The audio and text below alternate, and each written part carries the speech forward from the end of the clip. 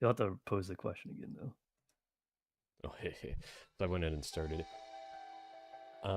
You were playing with stable diffusion and getting pretty decent results, and within a fairly timely manner. Is Yeah, that from what need? I sent Yeah, you. doesn't that need more power to get it really effective? So yeah, I mean the power, like the hardware power, of course, is always going to be something like the higher power, the better. And I've got a 3080, so if I had like a 4090, for example, it'd be much faster and potentially like less loud because the 3080 like maxes out. The game's up, by the way, and we were being attacked right off the bat. Oh yeah, that's right. That's what was happening. Anyways, so the stable diffusion stuff, it's really cool stuff, and like, yeah, it's decent results, but at the same time, it's like anything that's not copywritten material can basically just be handled by Dolly, to be honest. The stable fusion is free. It's a lot of work, and you can't always really get the results you want, and you certainly can't like chat back and forth to refine your results like you can with Dolly. Just like Dolly, you say you're making a prompt, right? Yeah. I don't know. Give me a prompt. Oh shoot. That's not copyright. Well, yeah, we'll just say like, just some generic thing. Like here, I'll give Real you. quick, I can't connect to the server. It's saying connection Oh cannot shoot, be you can't. established. All right, hang on. Let me. Ports may be changed.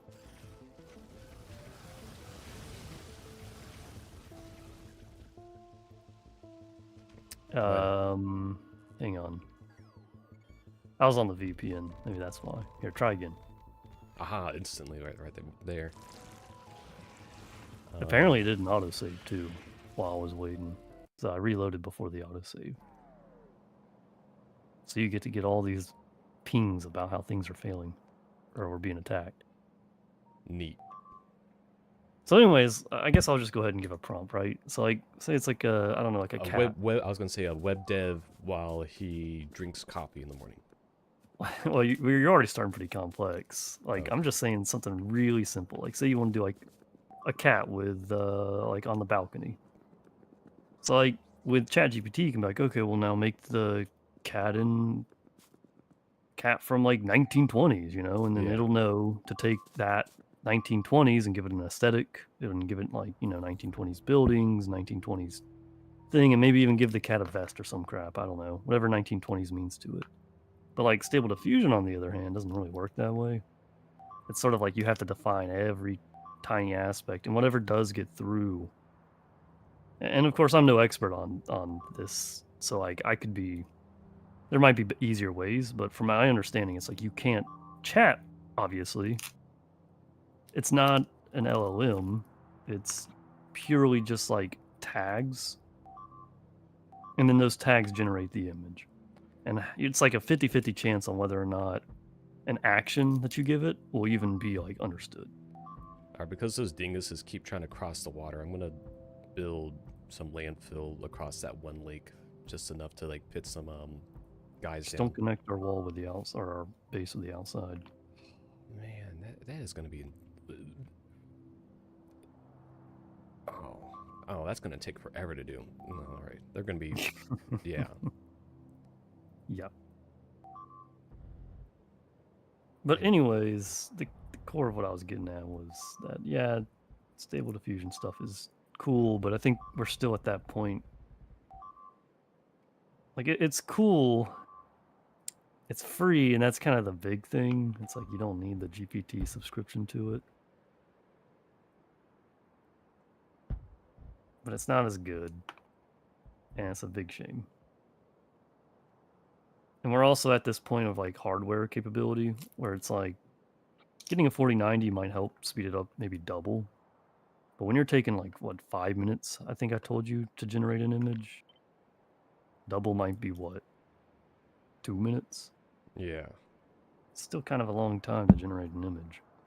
Oh, that whole thing with like the lake is gonna take 6 hours, probably a real time to actually get close to complete it because of how I'm trying to go at it from two different spaces. Oh, that's a Yeah, you're gonna have to explain it to me. I don't have my hands on the controllers.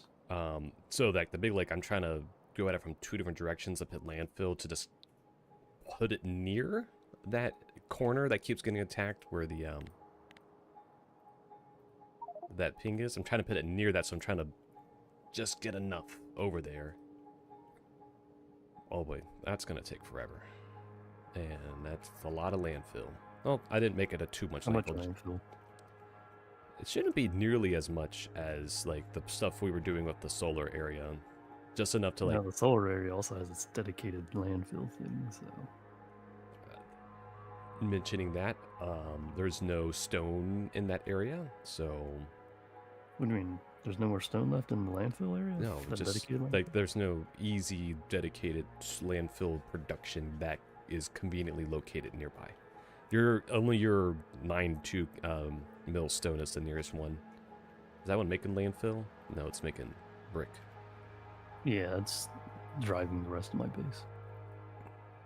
I mean, I'm not too worried about it. They take landfill from the landfill up by the solar panels, that's fine. But the landfill up by the solar panels are still busy with filling up like the next section.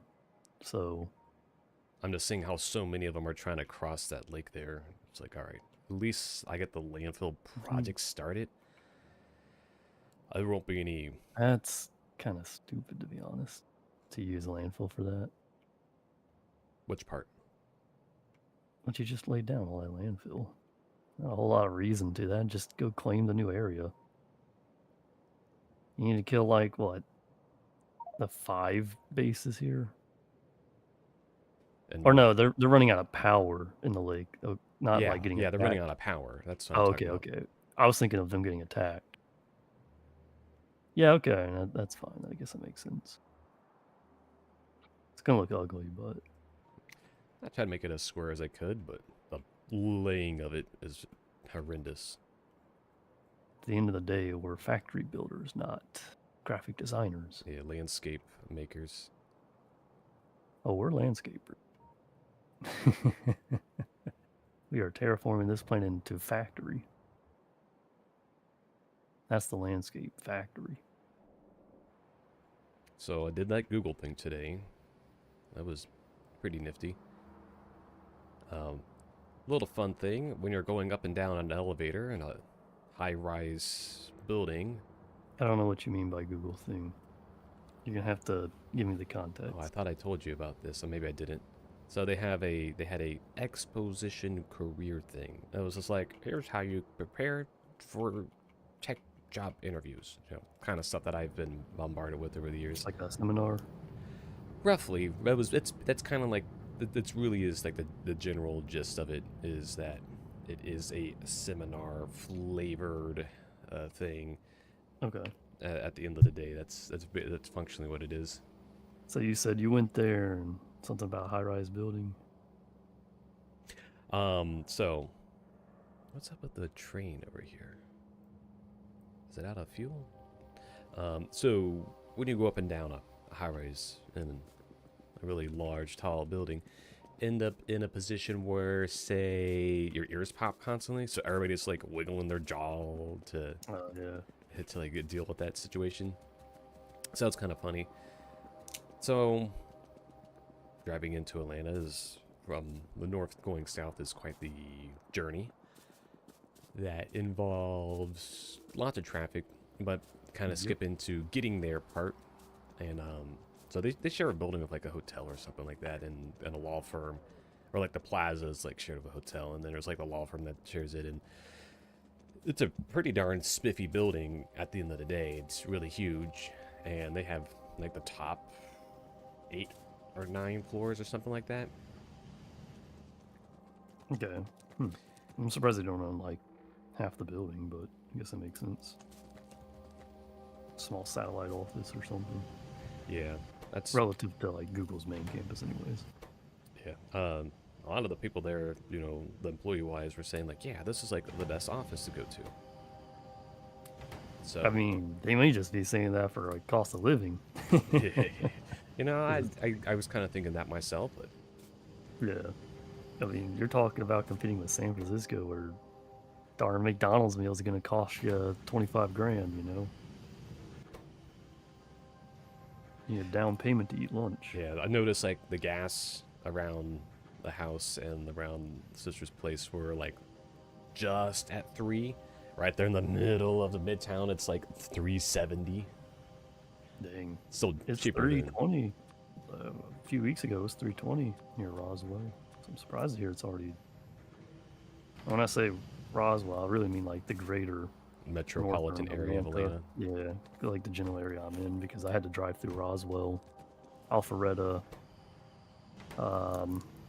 you know, the northern. Pretty much, I had to drive through like all 4 major things when I was driving a while back, and I noticed the price was pretty much 320 for like every place I passed through, and that was only a few weeks ago, 2 weeks ago maybe. I'm surprised to hear that you're saying $3 anywhere. Let's see. So it was kind of it was a pretty nifty event. It was just like, here's what we do as Googlers, and here's how we like find our passion in life, and you know, kind of the things you would expect them to say, and trying to, you know, give people that uplift in life to go for it. Be a leader. Be a leader. Well, the good bit, it was like, here's what I do for my job, and here's my journey. And it's like, all right. Like actual employees? Yeah. Oh, okay, that's kind of cool. Yeah, so it was pretty decent information overall. Yeah. Really informative. I was thinking it was like middle managers, you know, trying to fill their day with meeting times, saying, hey, I met with random people, gave a seminar. It's good to hear that's actual, like, employees. Yeah, it was definitely a pilot program, even though it was pretty well put together. At the end of the day, it was just pretty solid information they were passing up, and so it was definitely something to take going forward on that kind of stuff. Can you hear? You can't hear me peeling this thing, can you? No. Okay, good. I say you got some like fruit peeling ASMR over here. ASMR in the back, and I don't know why the heck. See, I was thinking like, man, it'd be really nice if we had some sort of like mechanical thing to just instantly peel a pomegranate. But if you ever seen one of those fruits, shoot, we're talking about like AI and junk. And the very last thing that'll be automated is peeling a pomegranate. oh. They'll have every other job. There'll be robot CEOs. Skynet will be out there. They'll all be like, you know, in their moon base, Mars, and all that. And they're going to be working towards automatic peeling pomegranates. the last and great invention. Dude, this fruit is freaking complicated. When would you pick up a pomegranate? I love pomegranates. Okay. And they're in season. Well, they were, I think. It's like September to October. Yeah, it's my favorite fruit. They're just an absolute pain to peel. But once you do peel them, they're like fruity popcorn.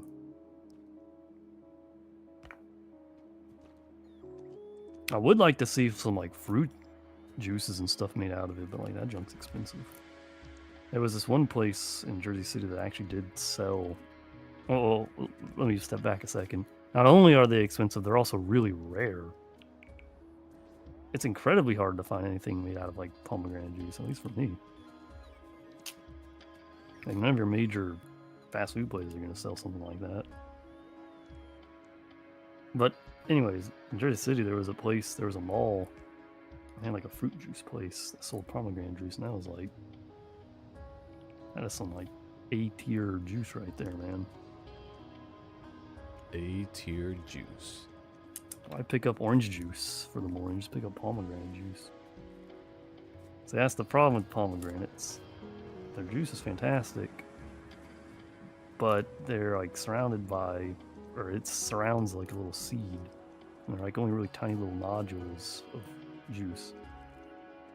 So like I said, it's more akin to like eating popcorn with all the different seeds you're going to be eating.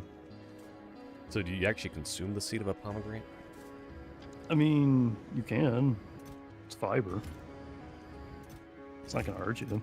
And yourself? I don't know if it's like nutritious necessarily. probably just like filler, you know what I mean? But it's more like you just eat it out of the fact that there's not really an easy alternative. So, would you like some nuclear fuel? I'd like some power from nuclear. I mean, the steam turbines are working their darndest right now. So yeah, back in the little Google adventure. So we get in, really nifty, spifty building. Actually, we went past it when we did that one symphony event. When was us and and Blake or whatever? Yeah, so we So actually, it's like deep Atlanta. yeah, it's right there next to the art district. So we passed it when we went to Cool. that one place, that one Japanese restaurant. Yeah. So I was like about to say, it's like, I remember we went past the building, and it's been not like the only time I've been past the building, but So like we've actually walked past it, not like yes. in the general area. Okay, cool. So, I mean, that's a really nice area. I can actually see why the employees would say they like the office, especially if you could like just leave the building and go for lunch in any of those restaurants. They're some of yeah. like the best restaurants in Atlanta. And so, just in general, like the office was just really spiffy and really nice and well put together. It's really cozy too, so it's not like you're like big open office area, open office concept desk, and so we didn't. They did kind of avoid those areas on purpose because like there are still some people working on Fridays, but it was like a ghost town. It's like, come see our office. Oh wait, there's nobody here to show you that this is an office with people in it that do things for a living. So anyways, yeah, so that was a thing that occurred. Are there no... Oh, alright. Well, that area was never going to get construction robots.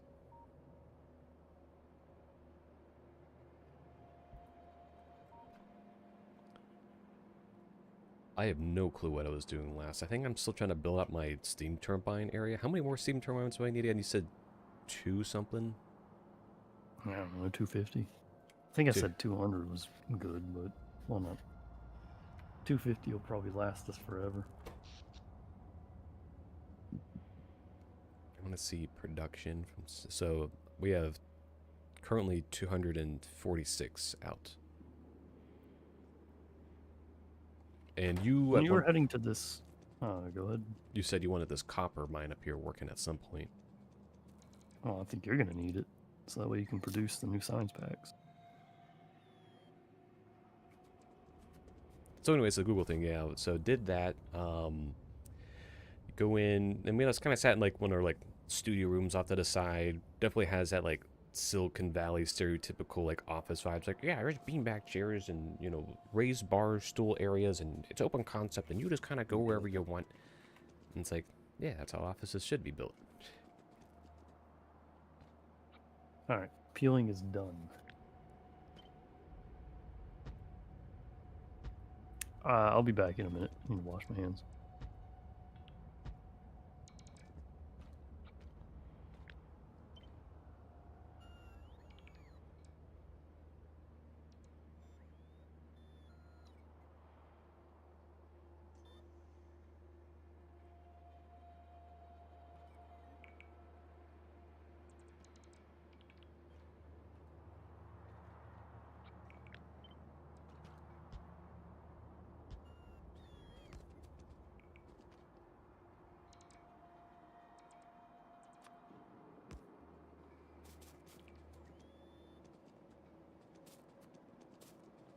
What was I doing?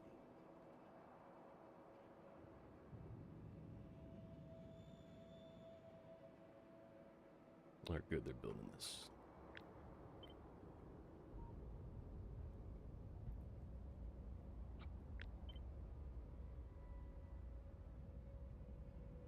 All right, I'm back. So you said it was like a typical Silicon Valley type office. Yeah. Pretty relaxed.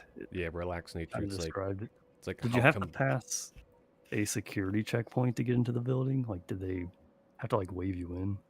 I feel like that's something a bigger company like that would have.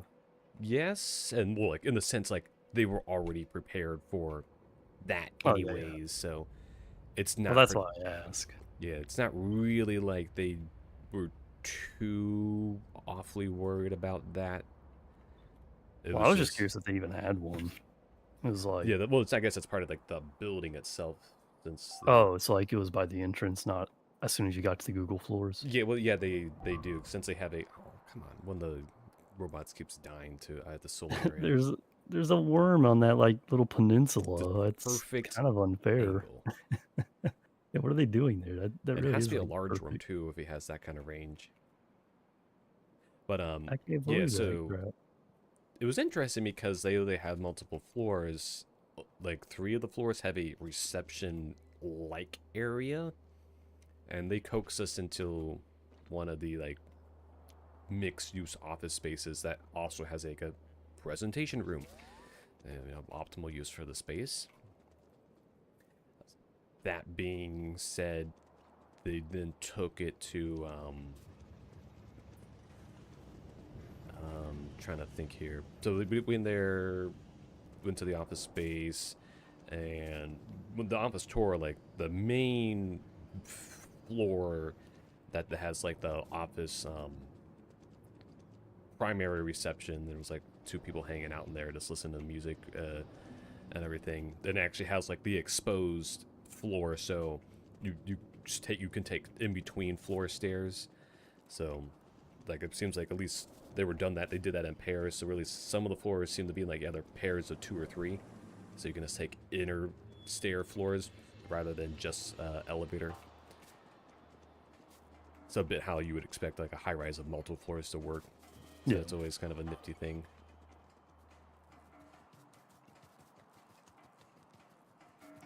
What am I going to do about this train?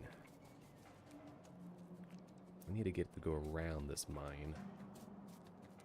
I have no clue how I'm going to do a train for that without multi-railing it and doing timings and stuff.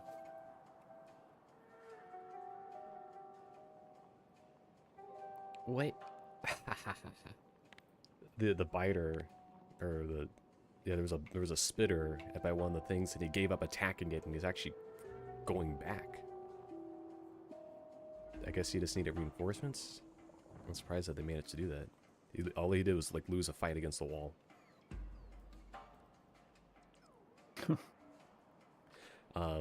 So the presentation stuff was like things that you probably have heard before. It's like when you're doing a technical interview, you got to do these things, and couldn't help but be like, oh, I'm like in the accelerated group. Like it was kind of funny because the one guy who started everything out, he was trying to like, I don't know what I'm doing.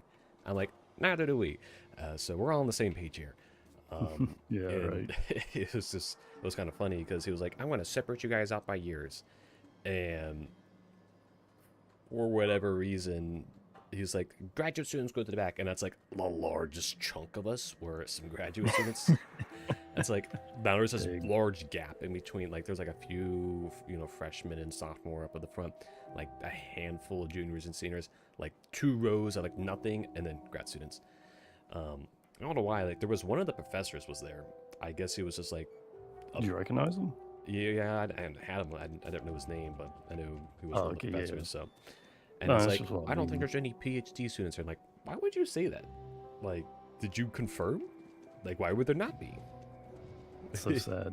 Dude was just like, I know every PhD student. Ain't Yeah. none of y'all PhD students. You're all chumps, functionally. He wanted there to be no PhD students. That makes him the top dog. Makes him a Chad. Nah, I don't know, man. That's weird. So That is a really weird thing to say unless like you're just intimately familiar with every single student. I keep like wandering around. Okay, do I need solid fuel on me if I have nuclear? Well, nuclear fuel's like doesn't stack. It doesn't stack. Do you believe this? It does not stack. I kind of believe it. It's supposed to be super powerful.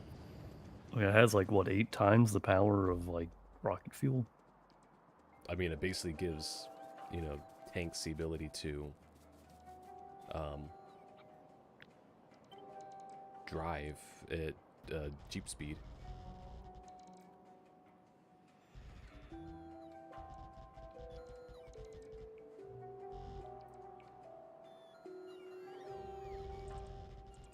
And yes. So ask me some questions about it while I'm trying to think of more details. You want me to ask you some questions? Yeah, like What am I, a help me professional spin up like interviewer? the you know the mindset of what it's going on. At Google? Oh, just like what I did. Like what else? Like ask some questions about a career event thing. Such a strange thing to request, but I'm trying to like, well, yeah, so you go into this building, you said you're sat down in a studio place. Give me a picture of the place because I don't know. It might help me visualize like what this looks like. Because like to me, you say a casual place. I imagine that's like as you're passing into the room, you see the hallway where there's beanbags and whatnot. But like in that room, is it a large room? Is it an auditorium? What are we talking about here? 'Cause that's what I'm curious. oh, so like where we did our conversation bits. Uh, okay. Well, I guess the conversation was in a different room other than the actual place where they had like the information, the Yeah, so seminar, like there was the whatever. It might have been worth. presentation room where like they had the slides and us talking with each other and doing like the mock interview. Well, it was on mock, it was just like chit chat amongst ourselves for a few minutes and follow a guideline. Like if you actually, so I could share that little guide thing with you, and it's just like some interview questions.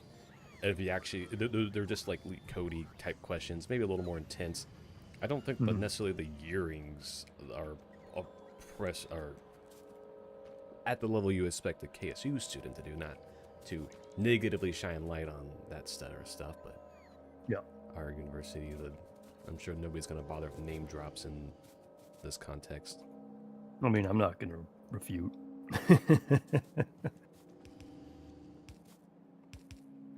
And the Okay, so how about this? oh, well, the You presentation room had itself is just like a fairly smaller, like it's like a relatively big conference room, not high ceilings, it's low ceilings and stuff, and nothing too particular fancy. It's Googled up so the podium looks like a, a Pixel phone, which is kind of funny. I guess it makes sense. It is their brand and everything.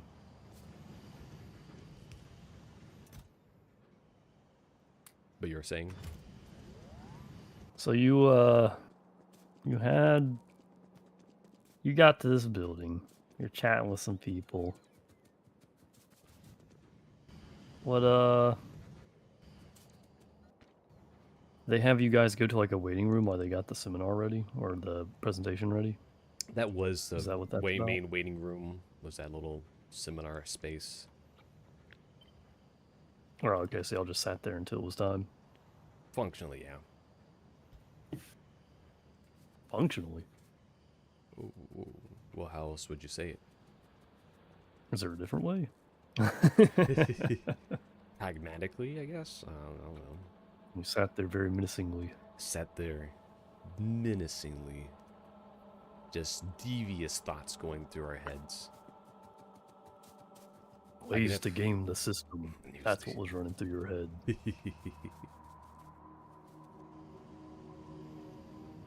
Sorry, I'm also doing things, keep in mind. So it's like, Yeah, I am not making anything productive going on here. I don't know how I'm going to get the next round of things going and how I'm going to get this mine going and how I'm going to reroute this train track going. And I suppose I should probably reroute that train. What's all you want these some people speed attacking the modules? walls? Speed modules? You have some speed modules, you say, huh? I got too many apparently. I can request some. Speed module 3s, I guess. Yeah. No, the other ones aren't really worth requesting, especially if I'm already making the threes. I got 200 spares. No, wait, I take that back. I have 100 spare. But you can request 200. I've got backup. How do I get rid of things out of my trash? You just pick it up like a regular item. It's not going out of my items. Oh, because You can ship with I you. had the auto guy. Oh, right. yeah, I'd probably do it. I already have like a bunch on me, so the auto guy was just like, all right, I guess I'm getting rid of these out of your pocket now. I bet there's like a small swarm of logistics robots that just got sent back. Let me know if you can hear me chewing on these seeds. I can never really be sure like what my mic picks up. Neither do I know what your mic is picking up. Can never be sure. People are like, oh yeah, trying to be nice and be like, oh, it's just quiet. They say they don't actually hear it. That's not what I mean.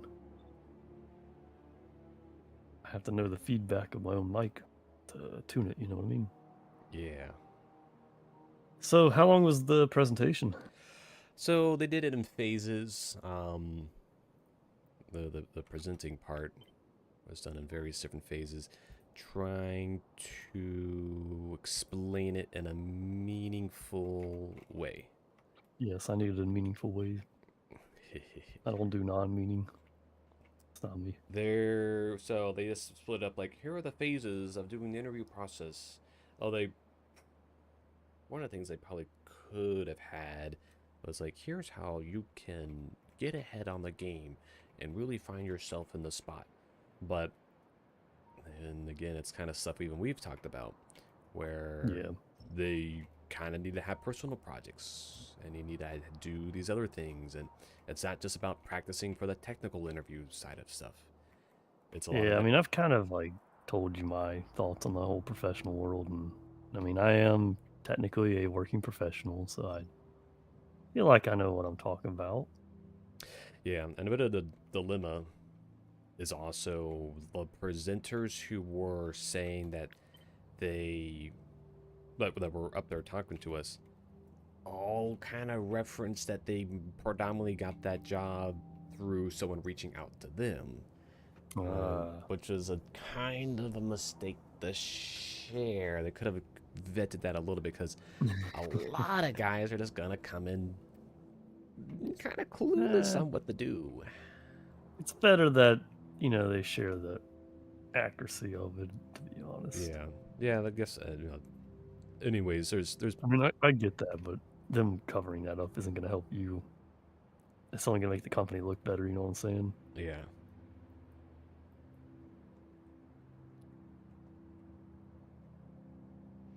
So, it's a tiny bit of uranium in a little tiny corner.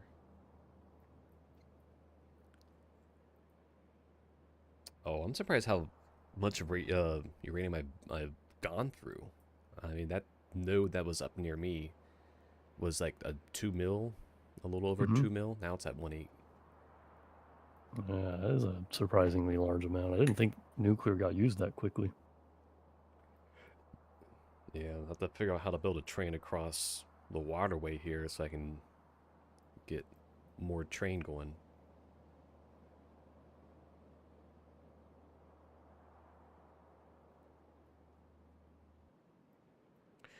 Now, I mean, the presenters all had pretty good stories and everything, so I wonder how they vetted for that, like what stories and who they pulled for it, or if it's just like, oh, who's your volunteer? Yeah, I was going to say, if it's anything how I understand it, now Google may be different than the companies I worked at, but it's usually just that. It's like, they might call out some of the better people and be like, hey, so-and-so, why don't you do the presentation? Come up with something. And maybe they'll like pass the slides off. But I don't think there's going to be like a hardcore vetting process to something small like that. Not if it's not going to be like live streamed to 1,000+ people, you know what I mean?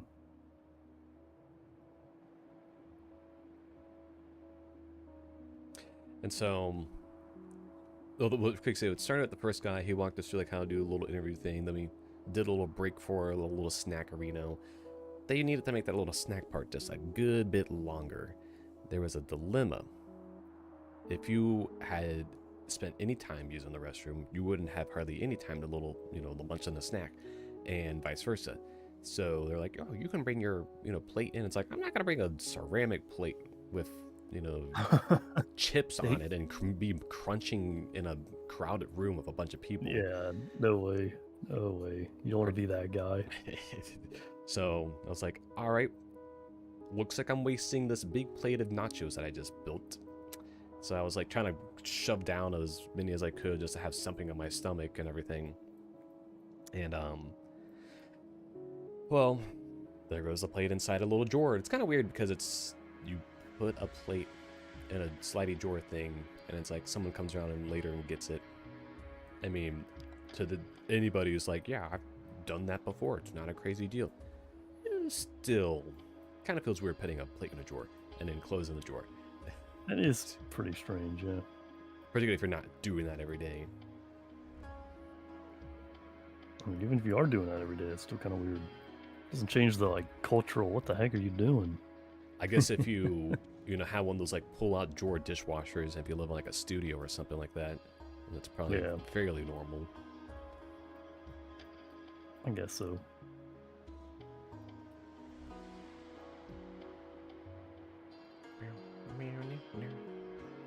Aha, some of those drones that were trying to go across the lake are now using the option to not cross the lake. If that makes any sense. Yep, that's good. Yes, those are English words which are spoken. It's so funny because if you watch them, over here building it, they have to go recharge to go back above themselves to put it down.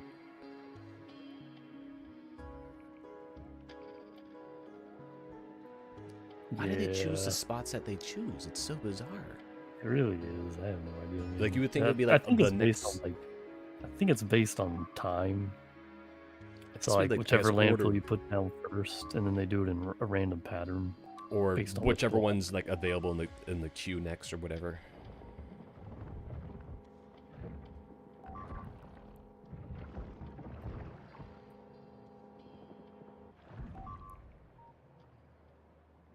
This wall on the one south might actually be time to double up on it. Yeah, the pollution's getting too big, so we're being attacked by like dozens of bases at a time.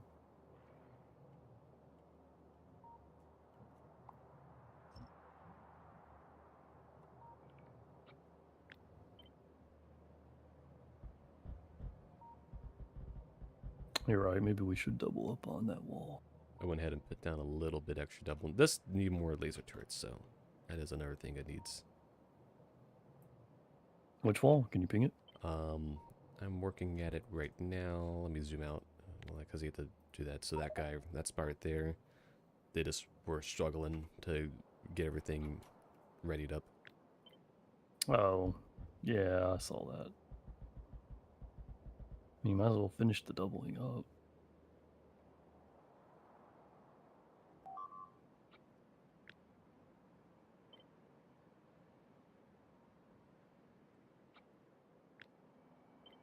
That was, don't know if that was from a regular attack. Might have been.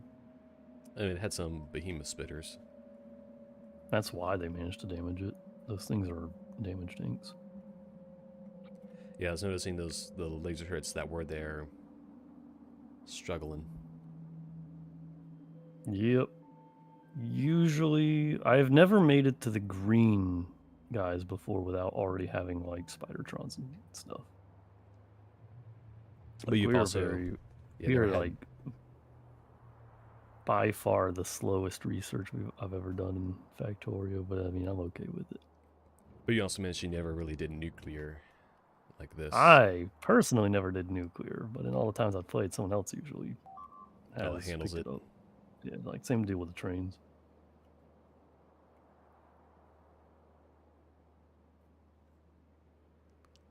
So yeah, I mean, so not that it's a big deal. Yeah, so we had the one guy who was walking through things, and then we did the panel of it was 3 regular employees and then a 4th employee who was like acting like a moderator. So it was nifty to hear their tales and stories. But a lot of it's like, yeah, we didn't just start out at Google. We were other places first, and we just kind of like got found, and someone reached out to us. So I was kind of looking for that. Yeah, when I applied, I was only like 12 or something like that, and then I was like a godlike genius, and then they just found me. I mean, thank God that wasn't the case. I mean, that would have been kind of funny. Yeah, now we're gonna let Kevin present. Kevin's been with Google since he was 9 years old. He's got 14 PhDs at the Age of 12. Oh, no. You just turned Somebody. 13 this week. Kevin's parents also work here. Kevin's Kevin's grandfather is John Google himself. John Google, I mean Larry Page. I don't think Larry Page is even old enough to have. Well, I guess he's on the older side.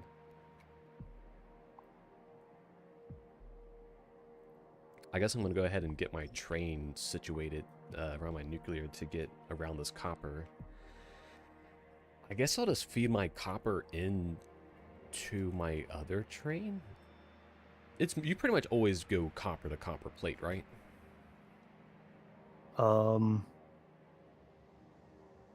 think so, but I think iron ore is the only time you ever use the actual ore.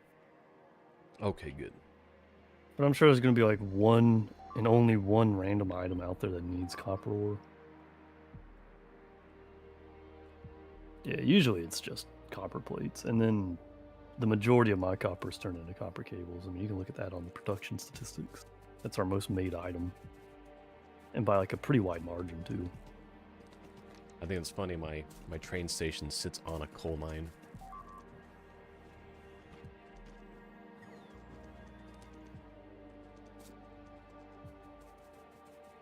Oh, I need to copy a copper mine design. I guess I can copy my copper mine design.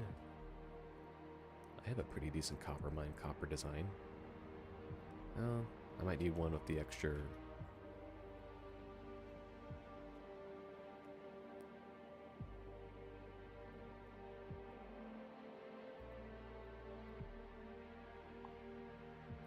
Oh, so you can put efficiency modules in your beacons. So efficiency modules and beacons. Yeah, so I've been putting speed modules in the beacons to make things run faster, and then I put productivity modules in the crafters themselves. So I get like way more output per resource. It produces a lot more pollution, which is why my base is like smothered in it. But resource-wise, I'm not like sapping all of my mines of their stuff.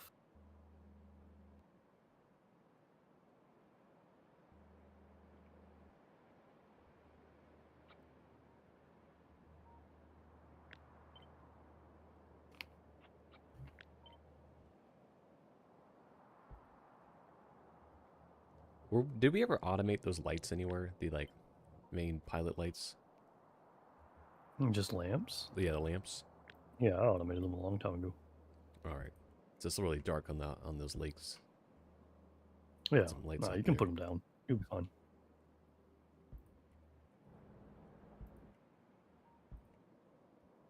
Seeing as we have a fairly sophisticated nuclear plant.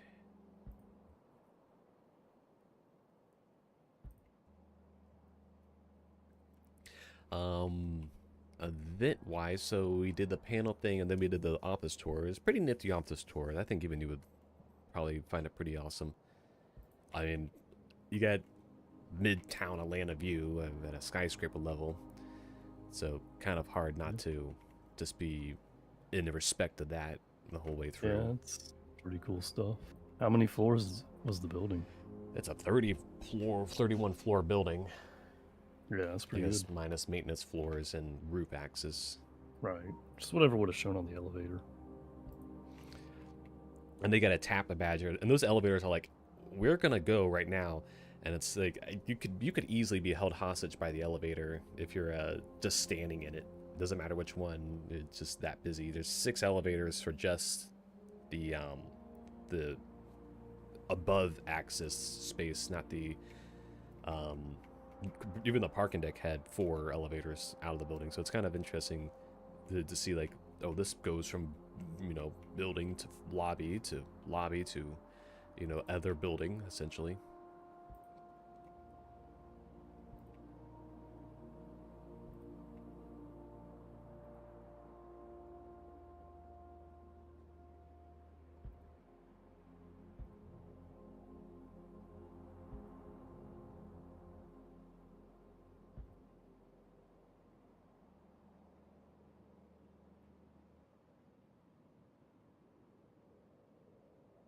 And then yeah, it was kind of functional the whole thing. And there was pretty good chit-chatting sessions with when we did the breakout groups. And that was pretty good and really rewarding because you're talking with some of the other people. I didn't get as many people on my LinkedIn I was hoping for. I was hoping to get a few more. That is a bit of a rise that I get, is to capture as many LinkedIners as I possibly can get. I guess in that way, it sort of is a way to network.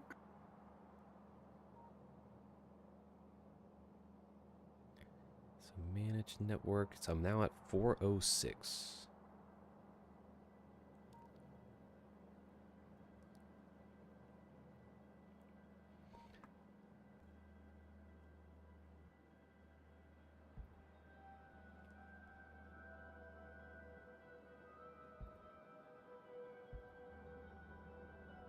I was pretty good at servicing the wall, to be honest. I figured it'd take them a lot longer to get to and from it, but they managed to find like the small little paths we've added.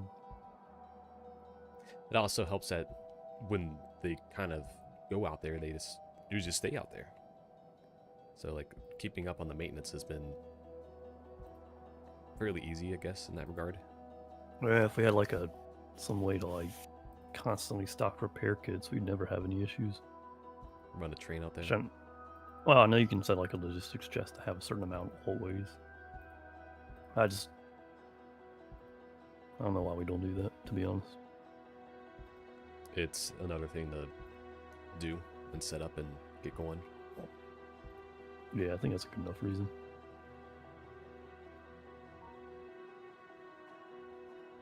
Got other things to do.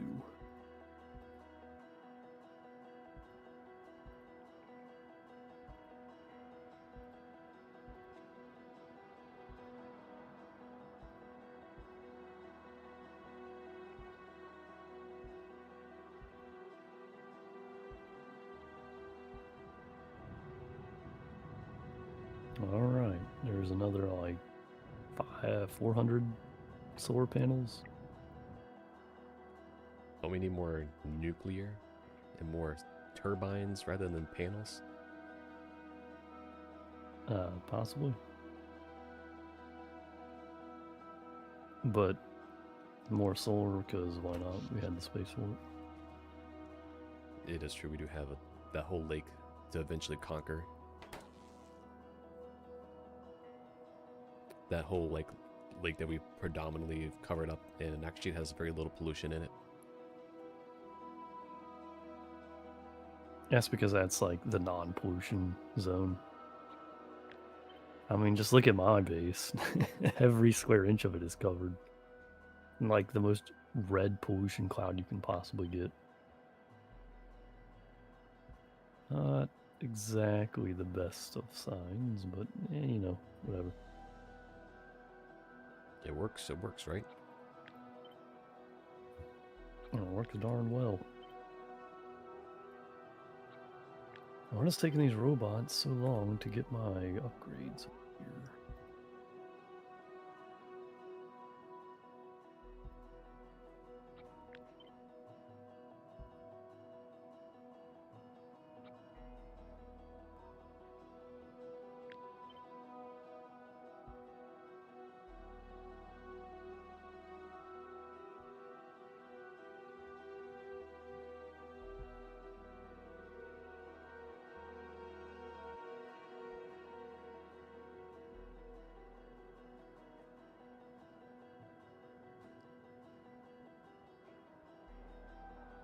Oh shoot! That's what I was trying to do. I was trying to wait for rail to get in my inventory, but I never actually told it to get in my inventory. So I have a down train right now that's not going anywhere, and plenty of time though to get that fixed up.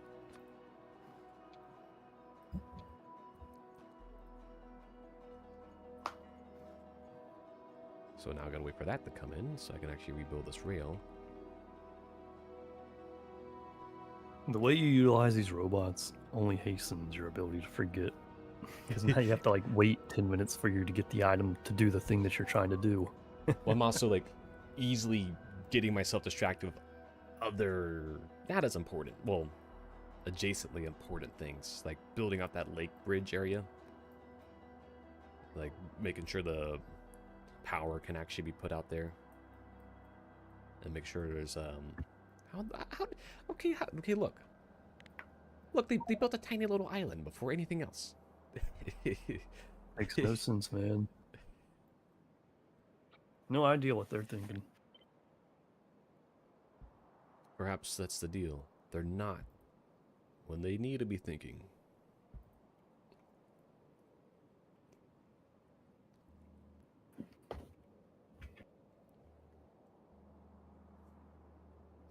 But yeah, so I never did get to the core of what I was trying to get at the beginning of this with the whole AI stuff. Oh yeah, so you're on Stable Diffusion and have decided to do. Well, you know, I was thinking about getting a computer to like help run the whole AI stuff that would also be capable of running like the LLMs, so I could potentially experiment like making video games and stuff with them, which I think would be really cool. But I was thinking about it, and now that I've dived into it a good bit, I've come to the conclusion that we're still, and I think I've already kind of mentioned this before, but now I'm like really sure of it. We're at like this weird middle zone in terms of hardware, where what we can get as a consumer is decent, but it might very quickly become outdated.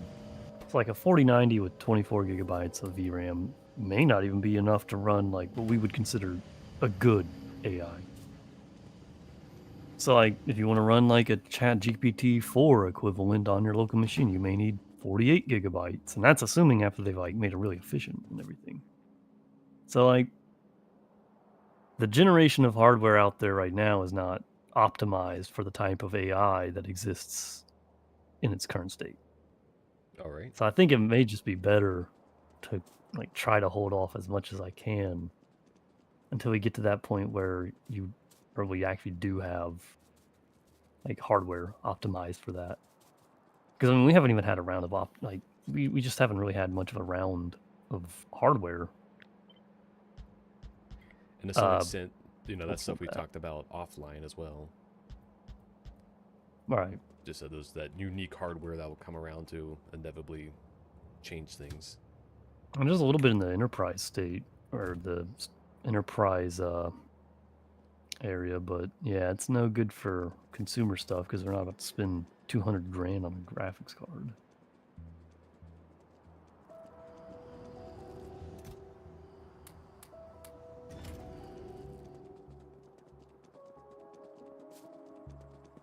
I'm not about to be able to spend that much. It's the retirement is your graphics card. Yeah, retirement's a graphics card. Yeah, when it's that expensive. I suppose my one train here, I need to figure out how I'm going to get nuclear fuel consistently to these trains. I could see in the future that instead of like getting a mortgage on your house, housing just becomes impossible, and instead you just get a mortgage on your AI. Just like a card to run your AI. And that's what you get a mortgage on.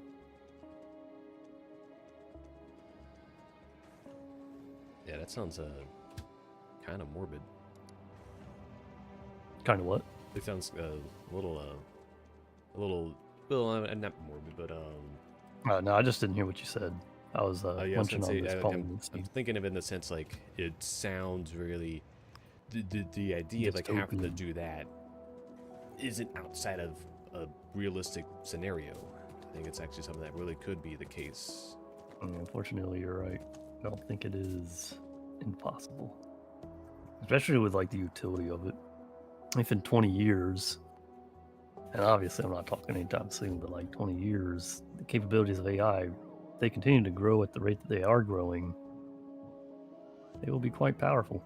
Are these robots ever going to bring me some rail? That'll be cool stuff.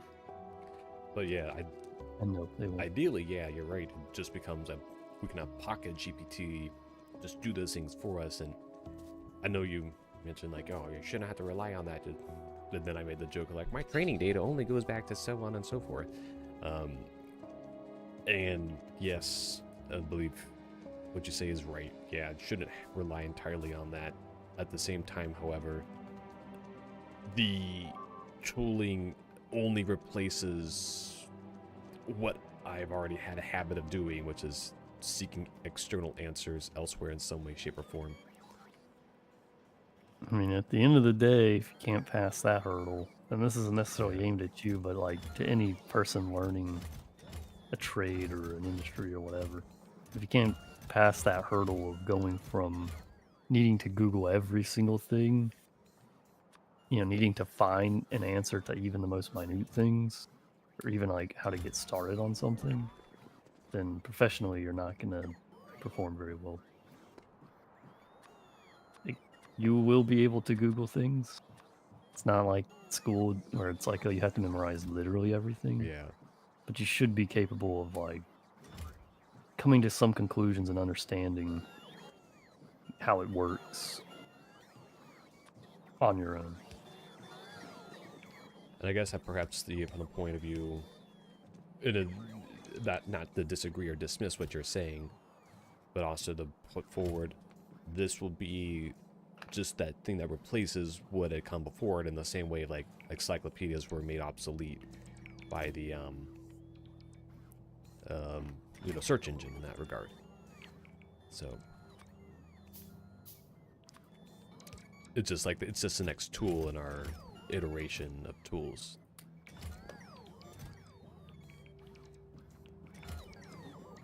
Yeah, but the way people want to use it isn't necessarily like they want to use it for getting correct and perfect information, which I don't think it's very good for. People want to use it for coding, which I don't think it's good for. But, I mean, you can use it for these things. That's the thing. You can use it, and you can get pretty far with it. But if you're expecting it to be capable of doing everything for you, from top to bottom, then it's like, you're going to become so over-reliant on it that you're going to be thinking to it, you know what I mean? Like, I've noticed it cropping up in just my thoughts of, like, I run into a problem and I'm like, oh, maybe I should, check GPT if it has the answer. Yeah. 9 times out of 10, if I ask that question, though, it doesn't have an answer, or it'll try to provide one. But if I wasn't intimately familiar with the subject, I would take what it's saying as like the gospel and understand it as correct when it's really not. That's fair.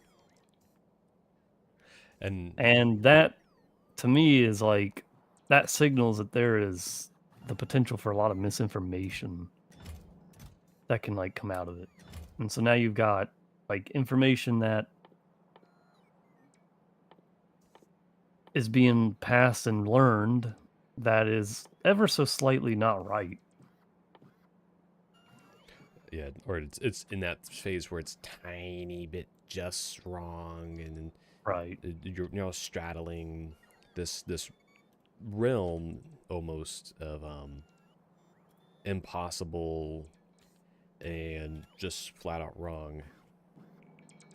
We'll see how it develops in terms of being able to call accuracy later in future, I'm sure. But as it stands right now, it's kind of how I feel about it. It's sort of like you don't want to go and turn to GPT for literally everything because it's not good enough for that yet.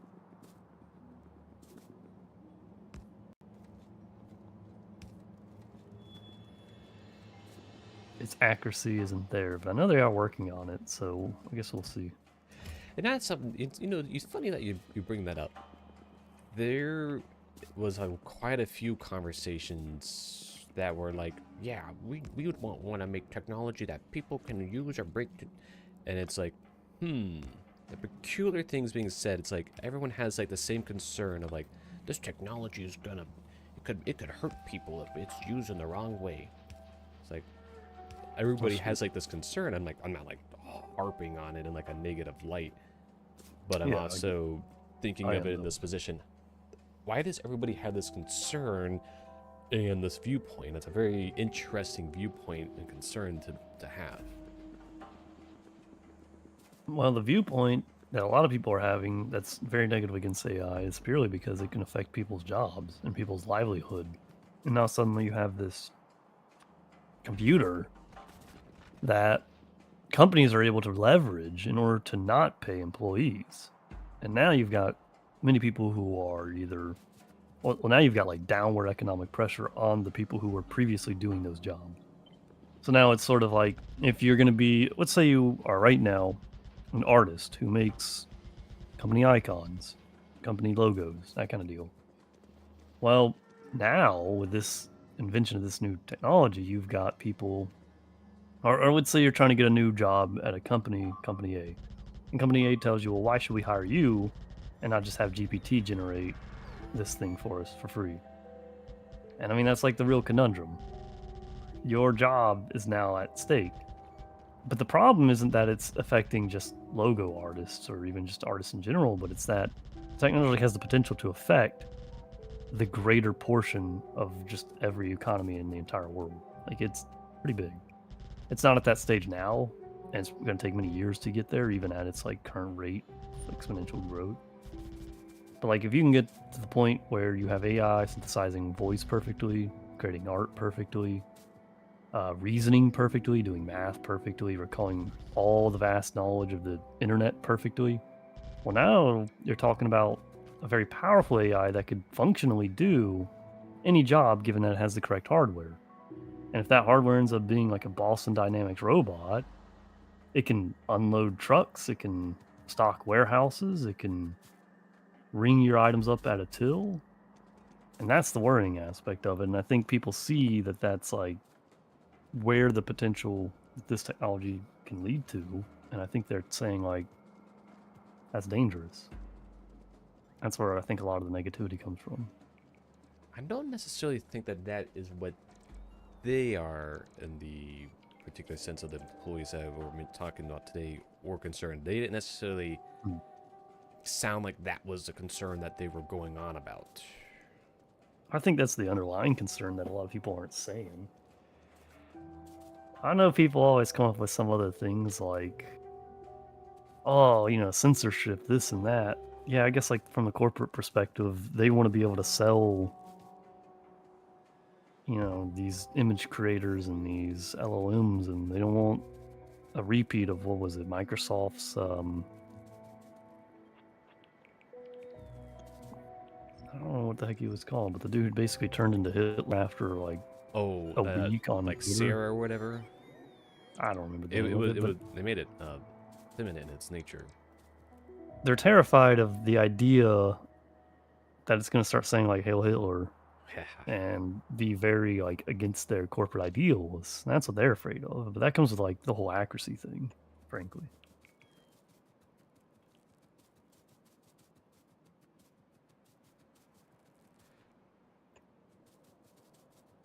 So yeah, like, from a corporate perspective, they don't want people generating pornography, or they don't want people generating copyright materials, and they want people creating misinformation because the government's kind of got its hands on like misinformation and stuff now. They want people to avoid that, which is fine, but that's pressure from like the corporate side.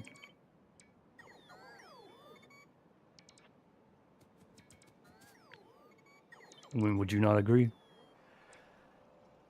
It feels like that's too much of a blanket statement. I mean, it's one of those hard to disagree elements. Do you think it's one specific thing that makes every single person hate it? I think it's a very complex topic that has still not been panned out all the way. And it's still gonna show itself in new lights as we go about dealing with everything.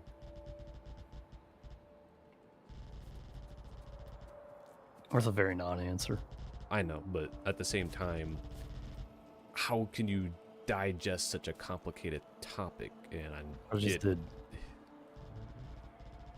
I mean, you're saying I'm wrong, but then you're not offering an alternative or your thoughts on it. But you can't necessarily say I'm wrong if that's what you're gonna say. You know what I mean? I wasn't indicating that you were wrong or necessarily disagreeing, but I you were wanted to dismissive. point out that I don't think it's that simple. But at the same time, it requires a little more than just like thinking about it. Take some more time to actually put some thought into it. Hmm. Something that with Yeah. the current occupation would seem like I should be able to do, but clearly not.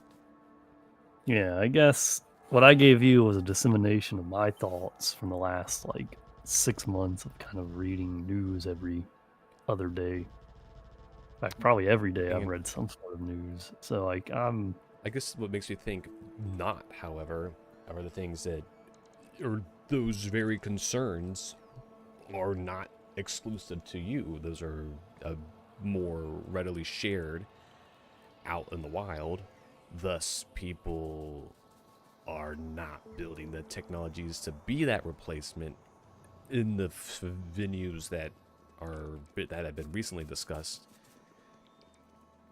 It doesn't exempt those potential venues, but I think all those things are on the chopping block in the future. No, you can't say that someone loading a warehouse is going to be it. That's who knows how many years. They can't really predict it. It's not in the near future because the hardware to run these things in the real world just doesn't exist. So what's going to happen? We're going to see the jobs that can be done fully virtually done first. But if the technology grows to the point where it can pose a legitimate threat to jobs that can be done virtually, then companies are absolutely going to do that. I mean, you got to look at it from like, let's just take a look at like Google or Microsoft or in any big corporation, Facebook or Amazon or so on. They pay their engineers over 100 grand, probably on average. They're probably paying over 100 grand for each of their engineers, and they have thousands of them, potentially tens of thousands, right? Like that is an enormous amount of money to a company being lost. I don't believe it's lost, but I mean that's not here nor there. We're talking from a company perspective. So they have like a vested interest to produce a technology that could do the same thing, same work, same everything for significantly cheaper. I don't That's like where I'm coming at it from.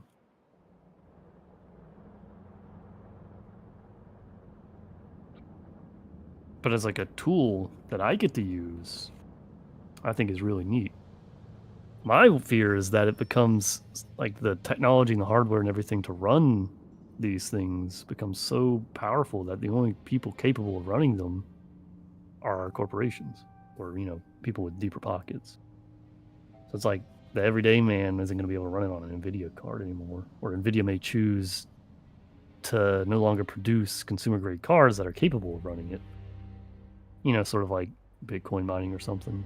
And I'm not saying this is ever going to happen. I'm just saying this is like in the back of the head. Oh, that would really suck if it happened.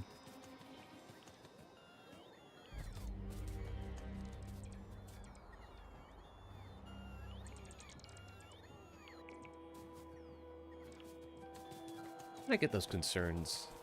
And then it is more than likely going to be the case that it's going to come down to the automation, like the actual hardware that runs it.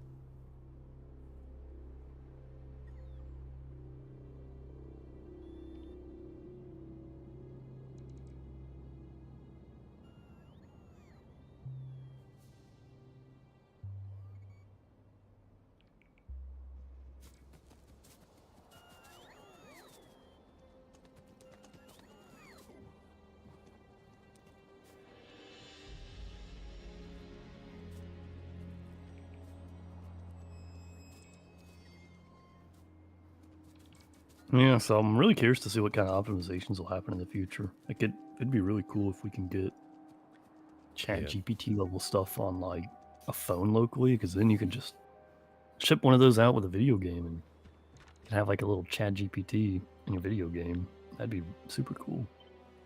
I kind of see that future coming around, is that filling that gap of the current stuff next will be made more available to the consumer to run locally. I mean, functionally, it's kind of Facebook, Meta doing that production side of things. Yeah, it's entirely dependent on like 3 companies releasing these models for free, and if they stop, we're gonna have I mean, still researchers and stuff out there making models and stuff. It's just, who knows? They may step up to the plate. Did you hear about the 1.7 trillion parameter model that Austria has? No, tell me more. I don't know much more. Oh. I just know that they had one and they did some sort of research paper of like reducing the number of parameters, or reducing its size, because like for that I think you needed something like 4 terabytes of VRAM. All right. Now I might be wrong on that exact number, but it was several terabytes. Like that is a huge model. I mean, imagine the hardware you need to run that. I try But not to. so they released a paper about how they were able to do like half-bit quantization, which is where they took the parameters, that 1.7 trillion or whatever, and they actually reduced it down to less than, from like, I think by default they're like 16 bits. I don't know if that particular model was 16 bits, but usually they're 16 bits. And so they took that and reduced it down to less than 1 bit. It was like 0.8 bits. And so they got it to go from like, I don't know, 3.7 terabytes of VRAM to 160 gigabytes, which is pretty cool. Yeah. It's like you get this huge, and obviously you lose a little bit of like the power, but it's not like a significant loss apparently. And so you get this like really powerful model on significantly lower hardware.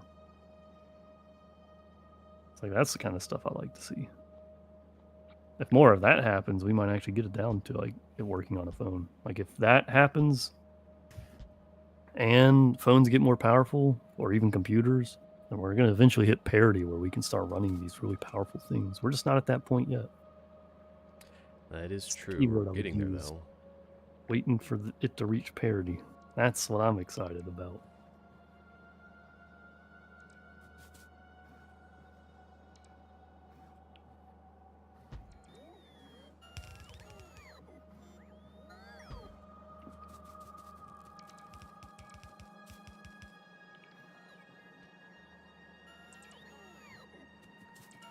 Even this coal mine up here, slowly growing. Oops, I made a mistake. Copy and pasted this entire thing. There's not a cut and paste, right? No, Oh, there is. It's just cut. And then pasting it just adds it to the bottom of the queue. Ah, you're right. Look at them go with all the resources they could build this in a second. I know, it's hilarious. It's almost like they need like the clusters to have their own meta queues of some kind. Like if the resources are here, go ahead and use them.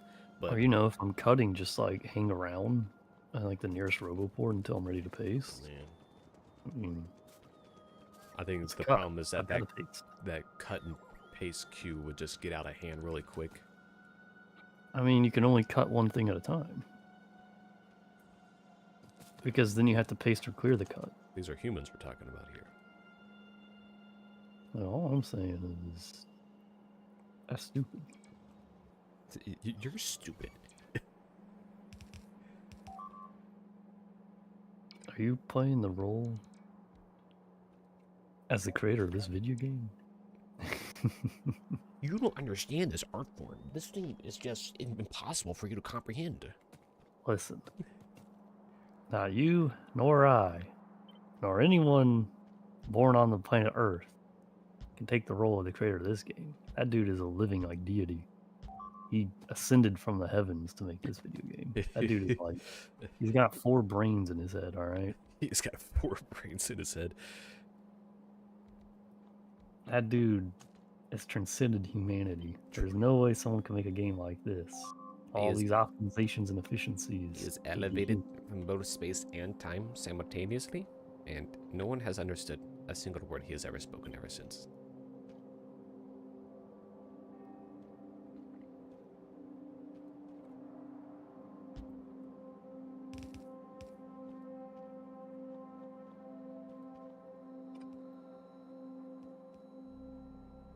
Alright, I managed to double up on some of these walls.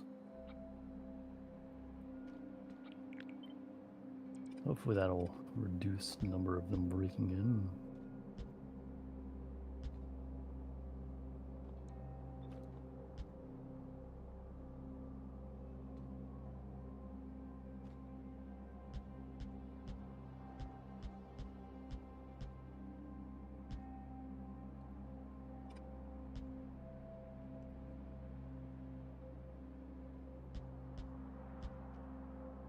It was kind of interesting. I went there and I saw one of my guys from my Monday class there. Dang. You knew like every person at that place. I do have that situation, which is really interesting. It's like I go out in public, man, I never see anybody I know, and it's like I go to like an event like that, I'm like, wow, I know all these people. it's that closed circle, man, with tech. Functionally, Those tech people are all on their computers until like something brings every single one of them out. It's kind of how I feel with that like video game symphony. oh, did you like recognize people there? I didn't recognize them, but you could tell they're of a type. You know what I mean? Yeah, I know what that means. You know that I know that you know that we all both know that simultaneously.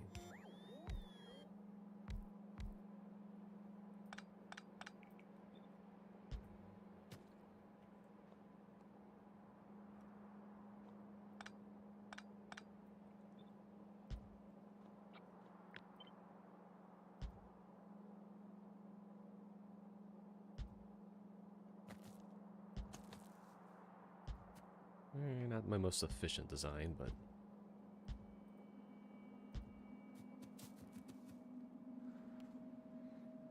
oh, apparently I'm not done with my most not so efficient design.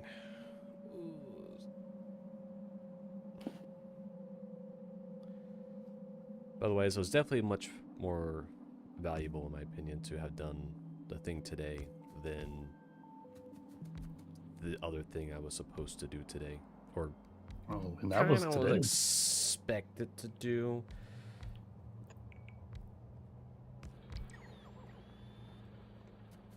Let's just say there's like, oh, you should do this thing because you're supposed to, and I was like, no, I'm not doing that. I have opportunities next week that will require that. That's not good. And that doesn't include like, oh, you should probably get ahead on your research papers and do everything else. Getting ahead of a research paper? What? Haven't you already finished your research? 8 years in advance. No. Aren't you just world-renowned productive man? I feel like sometimes the expectations that fall on people is a little extreme. You and me both. I do get a little frustrated with that sometimes. Like, oh, you wanted us to do all of that? Really? You sure? Right. You sure? All of us were supposed to do that? But yeah, that brings me back to academia. Not a good feeling.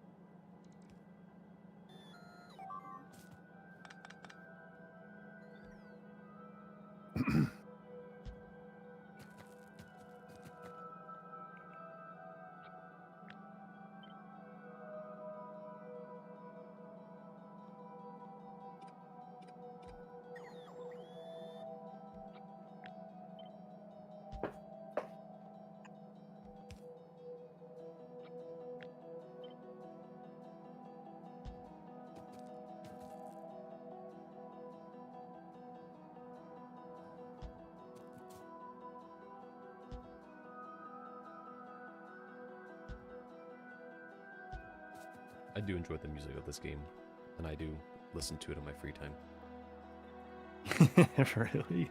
Yeah, it's really good. I like that like weird industrial like ambient music. It's just how I am, you know. Oh, that's fine. I'm not gonna like say it's bad to listen to. It's just to me, I don't register as like music necessarily. There are like a few parts in this that I could definitely see myself listening to, but it's like 10 seconds in the song. You know what I mean? This is the same way with Kenshi. I actually like that music too. Oh no, a lot of people love it, dude. But like, I can only really get behind like 10 seconds of like 2 songs. At the same time, also like I can enjoy, Risk of Rain music, and that's a very different beat.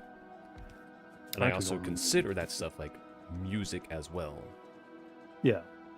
Well, like when I say I don't register as music, I mean like it's so well ambience to me that it's like I very quickly even forget about its existence. That's what I mean. I don't mean that it's like I could never see myself listening to it or like it's terrible, or I don't mean it like that or at all. Just, so we got that clarified.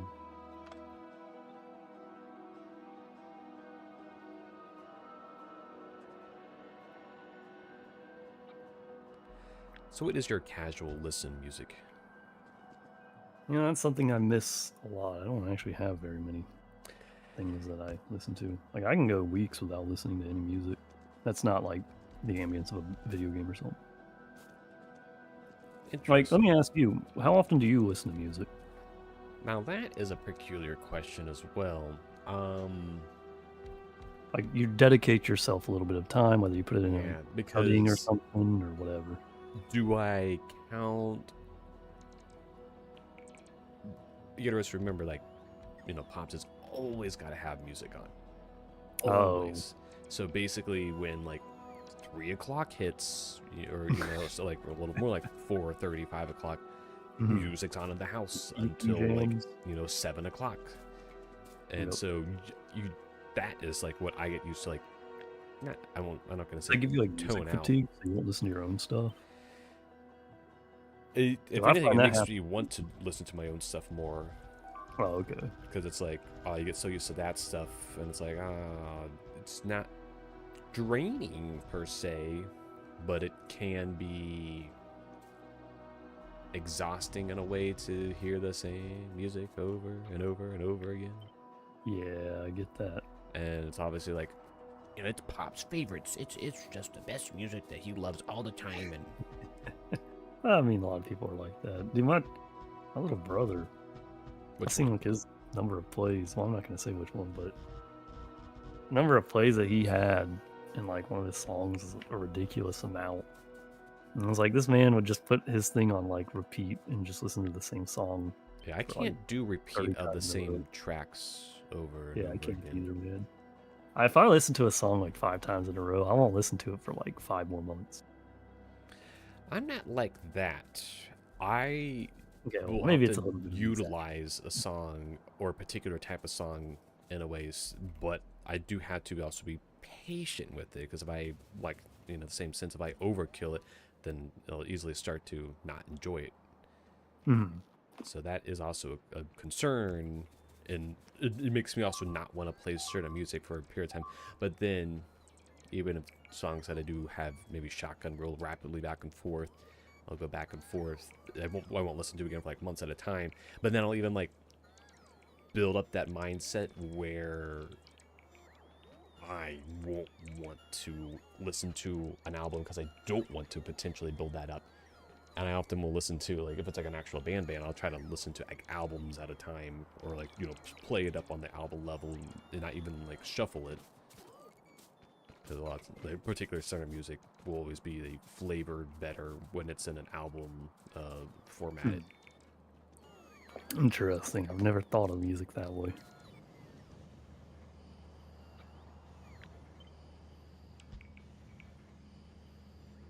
But it does make sense. And so there's like enjoy music time, but also enjoying the feeling of it.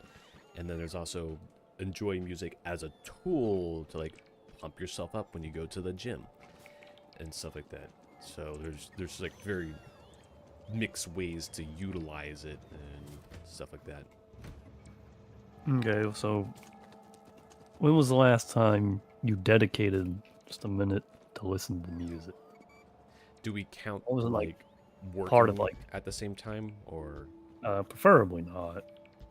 Like I'm not saying you had to like sit down and close your eyes, listen to music, not that, but like you went out of your way to just listen to the music, and the music was the primary thing, and if you were doing something, that was the secondary. yeah, I was gonna say like, oftentimes like I mentioned, even songs I would casually listen to will only really be played in the car or when I'm on a walk or something, or at the gym. So even like the casual listen songs can be used in the gym sense and not as a tool sense. But oftentimes when I'm playing the music I do enjoy is usually in the context of enjoying the music first with like the other thing in the background. So I think that kind of meets your criteria. And so I'm going to say last time I drove and played music, maybe sometime last week. Okay. Yeah. And That's then decent. I'll often, like I mentioned, like, well, if this game stuff, like I'm doing like work, a ambient track like this is usually a better thing to play than something that's just like a rock band or something like that. Mhm. Or like that, like a band is more appropriate for like a drive. So I got this new copper mine going. What the heck am I supposed to do with it?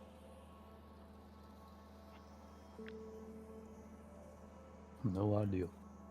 Turn into chips so you can make research pack the yellow ones, because that's your ultimate goal. So You're also going to need to turn it into a bunch of low density structures, which is more like probably the primary amount of it. The majority of it's going to go. All right, my 2 brain cells here at 8:40 at night. Remember, I had to drive today, so if you have to drive in the Atlanta area at all for any reason, that's like 5 years out of your life, just right, mentally, just like that. It was kind of impressive that I managed to get out without, getting into the 12 accidents that potentially could have happened. Yeah, it's kind of impressive you're able to talk to me still. That's impressive that you can still speak English. Continue. It didn't steal that from you? It stole that from me last Wednesday. Stole my sanity. Stole my dignity. I had to relearn the entire English language. So, what was the point? You're gonna. I think you were like priming up to ask me something, maybe how to do something.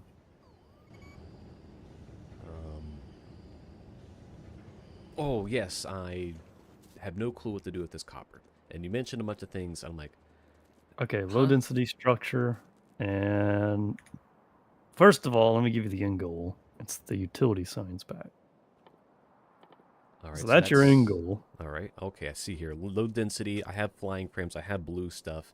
Look at the total roll of that Oh, just for a second, and you'll see why copper is suddenly like, oh yeah, you need that. I see. Yes. There seems to be a disproportionate amount of one resource in that. So I got motors. I got pretty much most of that. I don't have any dang plastic. I mean, plastic might have to ramp up. I mean, Well, with the plastic comes from the processing units, so that's the big thing. But yeah, you're going to be turning most of that copper that you're doing in that mine into a low density structure. So what you want to do is you want to build out to as many copper lines as the mine can support. You know, sort of like how I've done here, where I just kept building new and new copper lines. And then I don't know if your copper mine can support that, but the idea is going to be pretty similar. And you might need to make it more dense since you're working in a little bit less space. But yeah, build as many copper lines, then you can start moving those copper lines to the different things you need. If you build like 4 different lines, maybe 3 go to low density structure and the extra 1 goes to like circuits or whatever, it doesn't matter. If you have the things, you can figure out what the allocation will be. And with that said, I'll be right back. I gotta throw away some stuff. What the fuck am I supposed to do?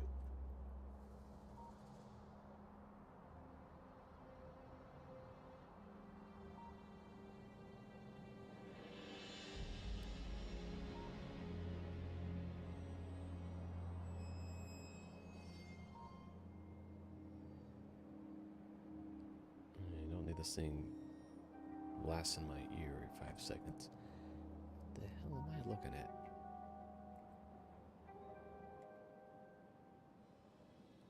Dang, that's a lot of copper.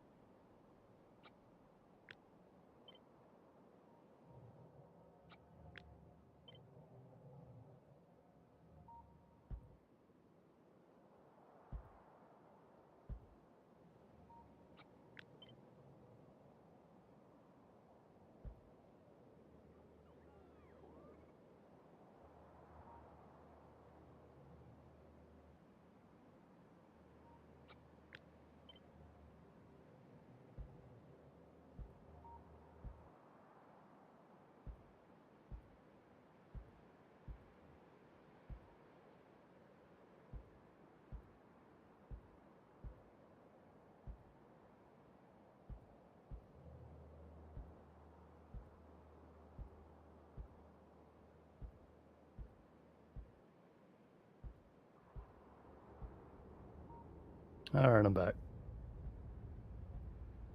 My eyes glazed over when you're like, yeah, just do this entire complex, multifaceted system. I told you to just build out the copper lines. Just get good, and you'll be fine. I didn't tell you to do it in a specific way or anything. The world is your oyster or whatever it is.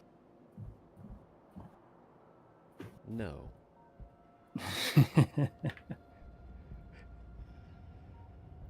I am scared and intimidated and can no longer conclude to a proper solution. Well, I have actually kind of met my resource quota, so I might be able to start working on research pack. Utility science packs, excuse me.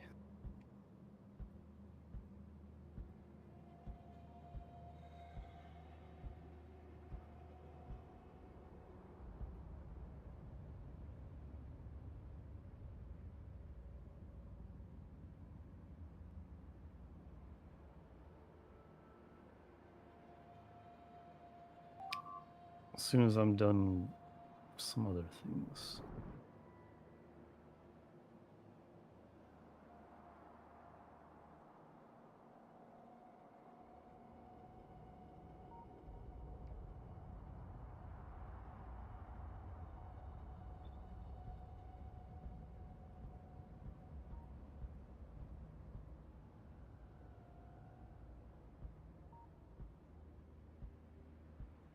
Sometimes it just be one of those nights where you just click on things and you hope it all just works out.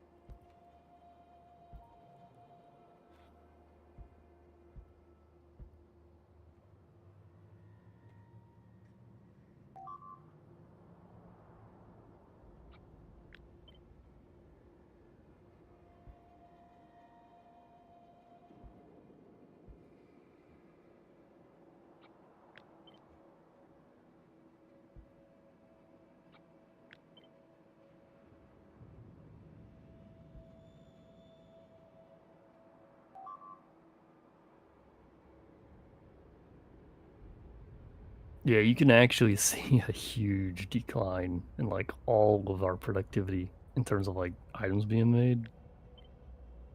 If you just look at the productivity graph, you don't even put any filters on, you hit the 10-hour mark, you can see like a pretty steep decline in the last few hours as I was slowly capping out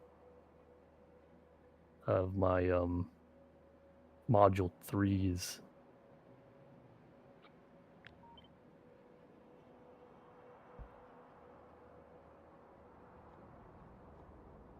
All of my resource lines are filling up. It's just kind of a shame because I don't know what the if it's designed well. Is it ever? Yeah, sometimes, yeah. I don't know if it's designed well because if all the lines are filled up, I don't get to like see where the bottlenecks are.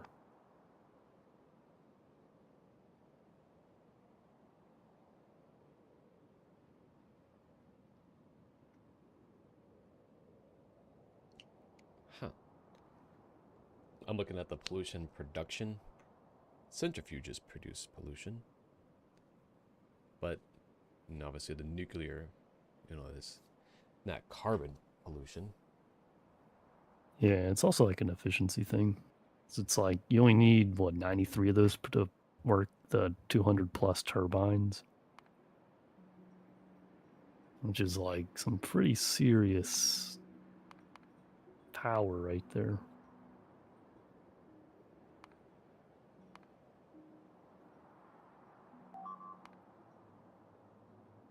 Apparently, big spitters are the thing we've killed the most by a significant margin. Big spitters, really? Yeah. Huh, we've killed over 1,000 behemoth spitters. Wow, you're right. The big spitters are up there with the trees. That's incredible. Yeah, trees, absolute devastation. We've killed, of just one type, we've killed 7.4 a minute. And there's a lot of other types. That's kind of surprising how many of those big spitters we've killed. Really speaks to like how much we let them evolve by all the pollution and stuff. Yeah, they got to big spitter pretty quick, all things They did. given. And the amount of behemoths out there are kind of worrying.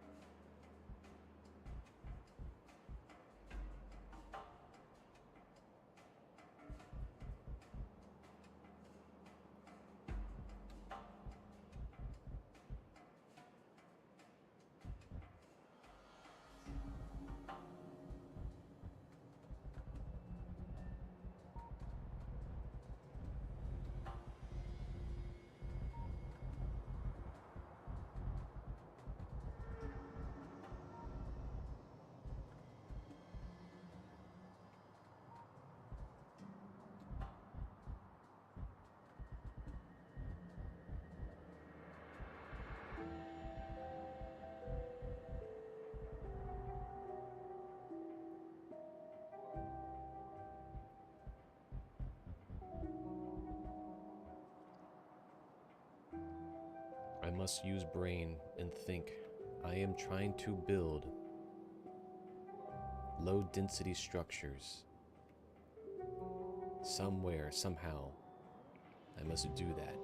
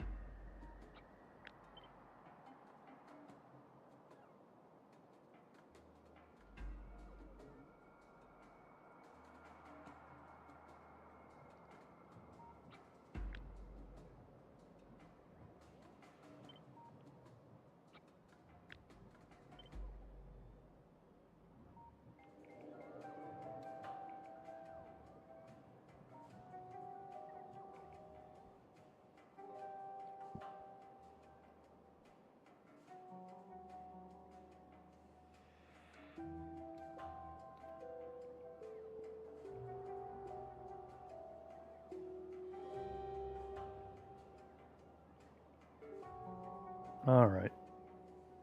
Things have been optimized. Now it's just a matter of working on those research packs, I guess. I need a copper mine for those low density structures. Which one am I going to steal?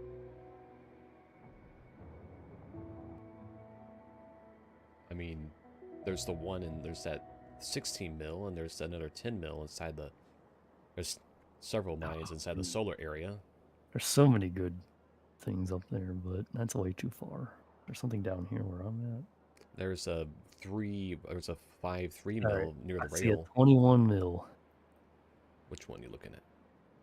The one that involves us destroying an entire country. You sure you don't want a 5.3, a 5.3 and a 5.5 mil and a... You sure? You sure? Alright, time to bust out my tank. I'm about to feed them all with a tank. You want some nuclear fuel? Get that turbo... Do you have nukes? I'll take nukes. I have the fuel for the nukes, but I don't have the nukes themselves. Okay, We haven't done well, that research. I actually will take some nuclear fuel, though. Actually, you should just be able to request it, and it should just come Oh, right to really? you. Yeah. But they're Okay, in well, I'm logistics a little stress. worried about it, like, taking all of my... Oh, it will. It's per slot, so only... Which like, one do I... Okay, just regular nuclear fuel. Yeah, the one that says One nuclear per fuel. slot. Oh, yeah, look at that. It only, like, lets you go to 9 until it goes to infinite. Well, shoot.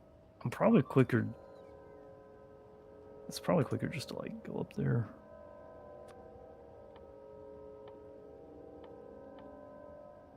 Problem is, where the heck is my vehicle?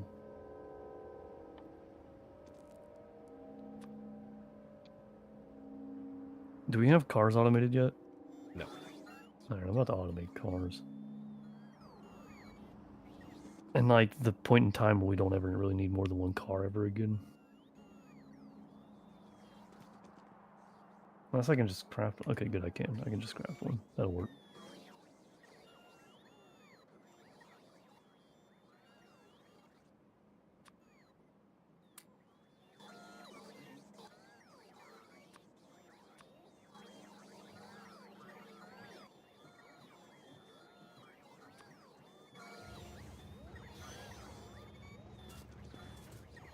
And it's kind of a big missed opportunity that the road or that the concrete doesn't speed up the Jeep or vehicles. It doesn't? Doesn't. Nope.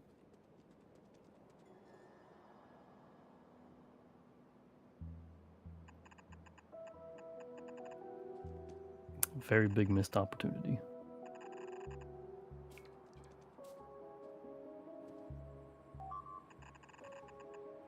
Man, we are seriously getting like... Wow, this is crazy the amount of times we're being attacked. Have you ever had it like this? Not really. We were doing a lot of things differently, but that's okay. Alright, so where's this fuel? It's down here, right? It's in my area. Alright, I think I see it. I'm just gonna grab it out of the chest. You're a brave man. You can get up like that. Not having a drone do it for you. Yeah, I'm sure it's fine.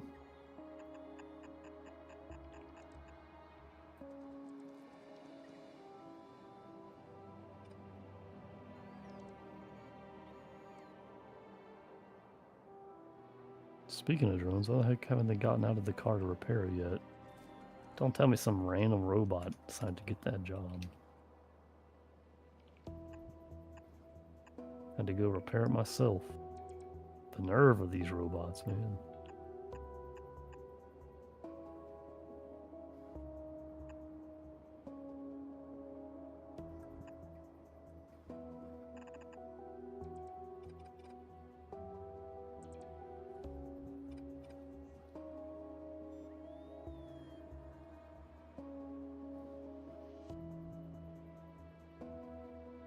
And the speed with nuclear fuel is not too bad. On a Jeep. And apparently you can just run trees over without really taking any damage.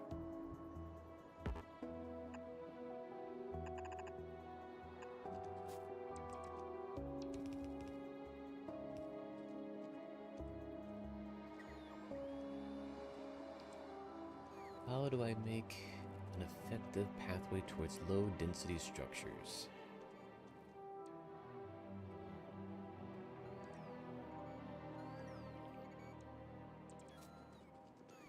Isn't it just like copper to make those? You need Oh, plastic yeah. and steel beams. Dang, that kind of sucks. Plastic is never in the same place.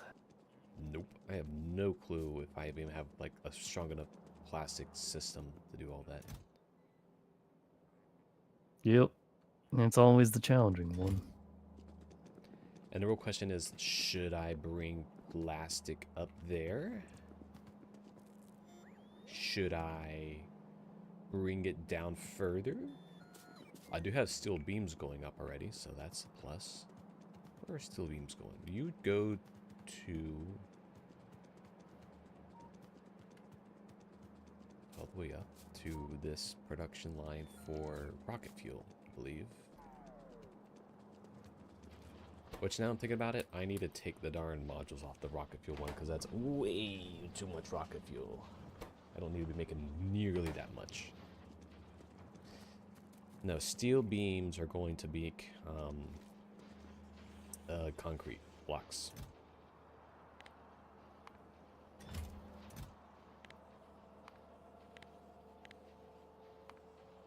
Which is about to get kind of halted. Wow. The nuclear fuel makes the Jeep so fast that the gate doesn't even auto-open in time. So I actually ran into the gate. Where are you? I want to see it. Oh, here you are. I don't know what happened. I ran into it and robot repaired it, but it seems to be working now. Maybe it wasn't loaded in properly. I think it like opened and then shut really quickly or something. I don't know. It doesn't matter. It was really weird. Dang, that is pretty dang fast. You just hit a tree and you lost a quarter of your health. What? I didn't lose any of my health. Oh, It's not even a pixel on my screen. But like the little icon underneath the car is kind of weird. Can you handle going that fast? I can. It's just there's too many trees down here. Didn't bring enough grenades. You mean the tree be gone? Holy crap. That just messes up my Jeep. I forgot how weak these things are. Also, I'm now coming to the realization we only put one gate on this bottom. It's bottom area. Oh, one wall. One gate. Oh, yeah, on the far east. Yeah, I'm about to make a new one. At least we have. Oh, you know what? I don't even have. I don't have any gates. Oh well, at least they're requestable. Yeah, so steel is coming up here. It might be worth just go ahead and build that low density structure pipeline up here as well, since I have so much room on the north side. All things given.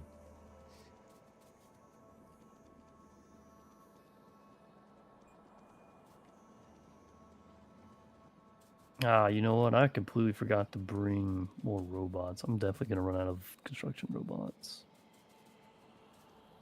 Oh well, give it a go until I run out, I guess.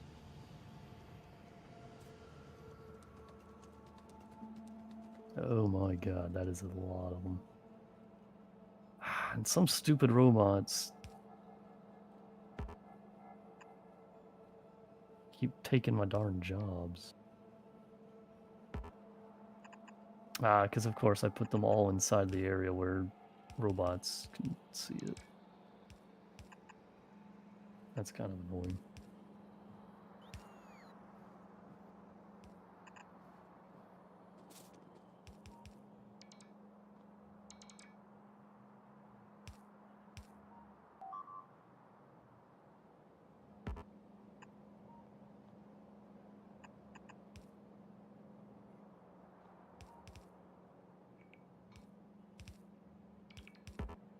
Good God. I should have brought more shield modules.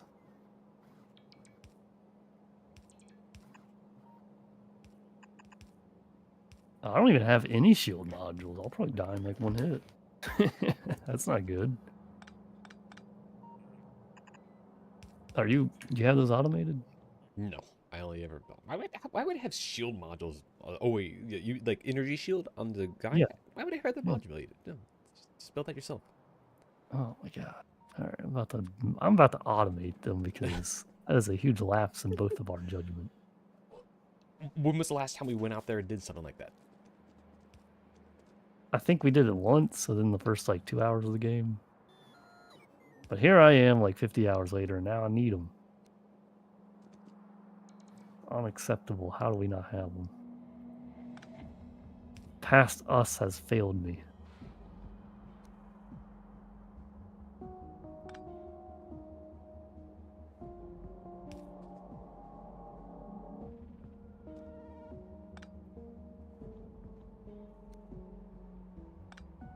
Ah, shoot, too fast.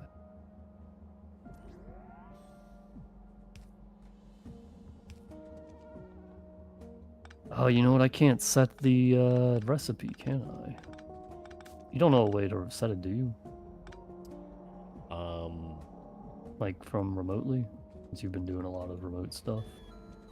Other than copying, on an assembler, or maybe I don't know how to set a Yeah. recipe on an assembler remotely.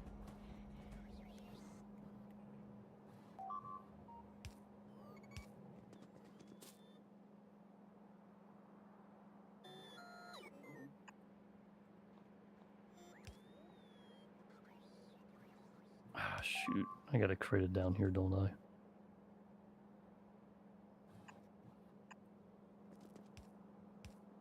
It's a good idea to automate them now just because... We die a lot in this next phase of fighting and combat. No, just it'll be helpful in the future. And if we do die, you're right. It's a really good point. I can't automate the Mark IIs, though. Those are actually kind of complicated. What about the personal batteries? Do we have those automated? Yes, those are near the battery area. Oh, we actually did automate those? I think you did that a while ago. I made the regular batteries. I never made the personal ones. Really? Tell me more. So we don't have them. Okay. I would have sworn there were some personal batteries being made.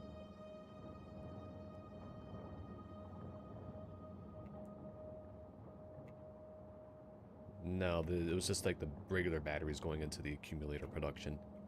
Yeah, it's not good enough for what I need.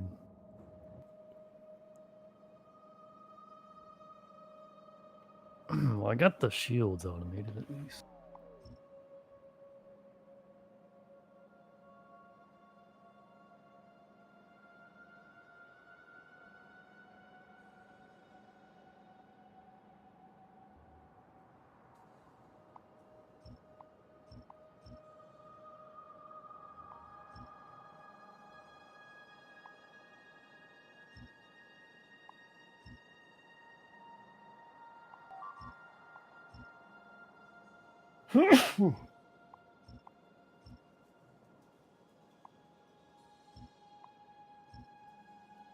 Looks like there is a spot in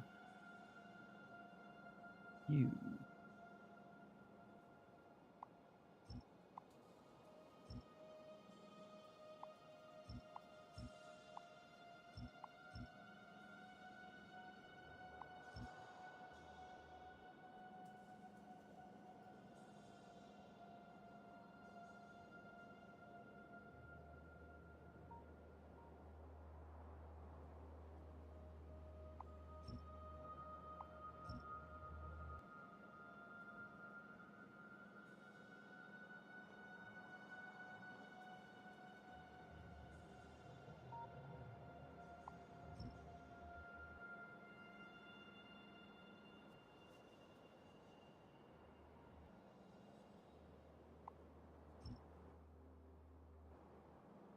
Alright, I got the personal batteries set up and automated.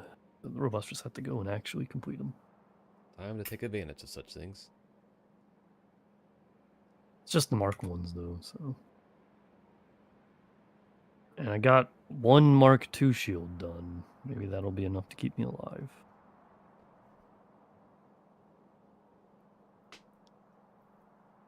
guess I'll remove a speed.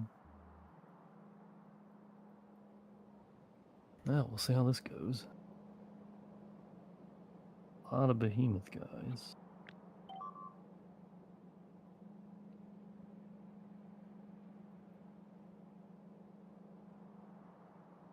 Ah, God damn.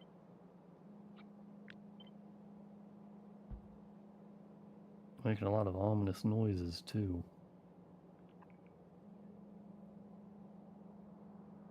Alright, I'm beginning. Oh my god, there is a ridiculous amount of them.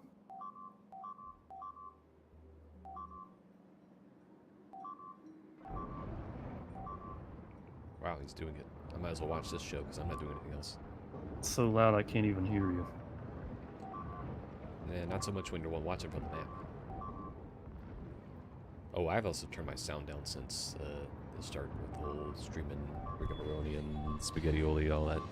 Oh, you know what? Factorio reset its volume, that's why. This is like max. Same volume as Discord. Anywho, I need this to be...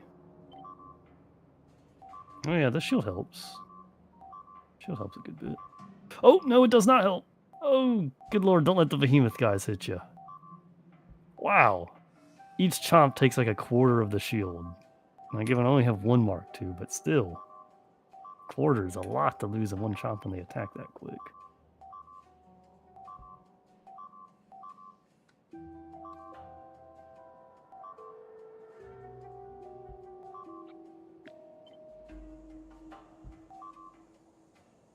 Oh, and their spit. Oh man, the spit really gets you. Oh, and if you just stand in it and you don't even see it, it just takes your health down like crazy. Oh my god, I'm about to die because I just walked into the spit. In the like half second I was in there, it took almost all my health in the shield. Yeah. Well, this is Quite the challenge. yes. Yes, it is. I've barely made any progress and I've already lost 200 laser turrets. It's kind of incredible. Well, you don't have a tank with turbo?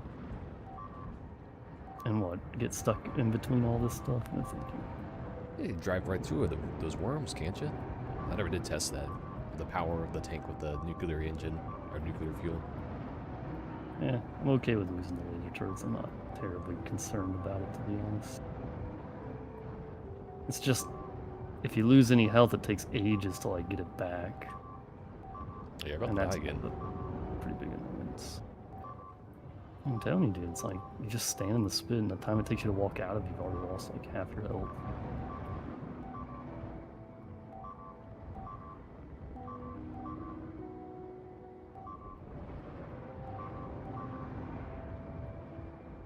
And these bases are so like crowded, it's kind of crazy. Yeah, I'm watching it from the map view. Quite the show. Yeah, they spawn a ridiculous amount of these things, man. There we go. Now I'm making some progress.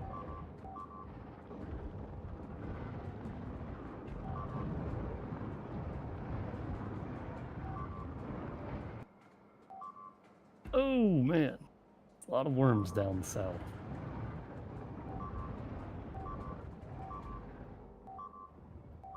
Alright, let's go to the back row.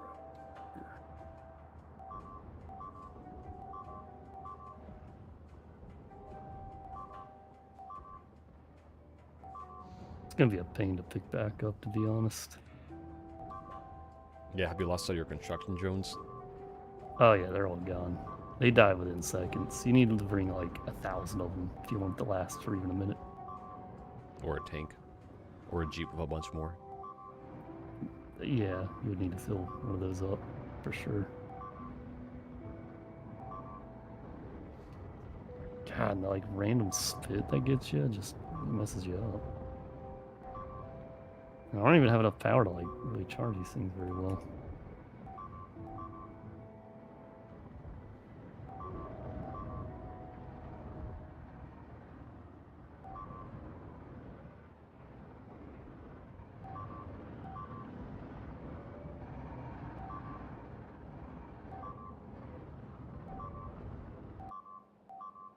It's all like a weird like spaghetti noodle looking on the maps. Yeah, you've got to do it in a way that like maximizes the connections on the power in case they destroy a power line. And also in a way that like surrounds their base. Ah, man, these freaking worms. They've got good aim. Yeah, without a construction drones, it's like not even really worth picking these things up, given how long it takes to pick up just one turret. Ooh, I found a drone. It's still alive. And it's... Gonna take laser turrets out of your setup to go up Yes. here. Do you want help removing those? I can request robots, right? Yeah, if Oh, you're you in know what, the I'm not- construction zone. Yeah, I'm not even in them. It's fine. It's not a big deal. Oh, shoot. All those turrets were gone.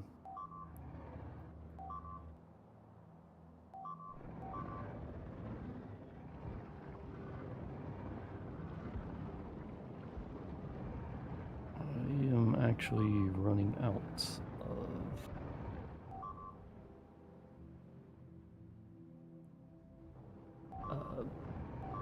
Laser turrets. substations. Almost out of substations.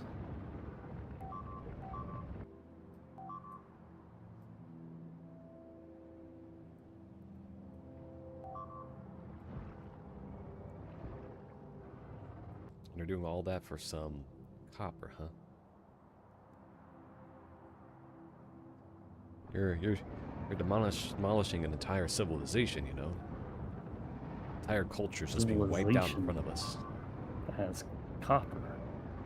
They should have known better than to be near one of those resources. It's in high demand.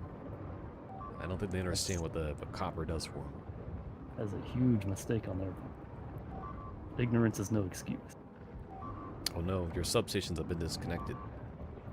Yes, and as it turns out, I don't have any more substations. So I have to bring out like the ancient, Big pole. yeah, the big poles. Which of course I can't even like use these as like laser They turrets. have such a shallow range. It's okay, there's a bunch of junk in here I can pick up. Somewhere in here, I'm sure.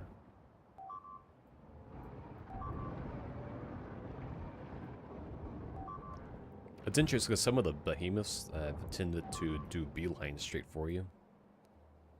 Yeah, Yes. I think it's based on wherever they see you first. They see you versus like the thing. They kind of just don't change targets. God, but when you've got like 50 of the giant guys spitting at you, dude, that jump messes you up. Well, that's actually as far as I can go with this, unfortunately. Dang. Nah, that's good chunk left too. Eh, You it's just gonna let pretty them destroy fragmented. the rest and pick it up? A new supply? Yeah, I need to go get robots. Honestly, I got rid of over half of it. Yeah, that's So a the good... remaining bit should be significantly easier. Yeah, Just for that's the fact that it's like now I'm not having to fight that whole crowd. a good 3/4 right there. I might be able to pick up a few and get rid of this like remaining chunk over here. But yeah, the one down south, there's not much I can do there.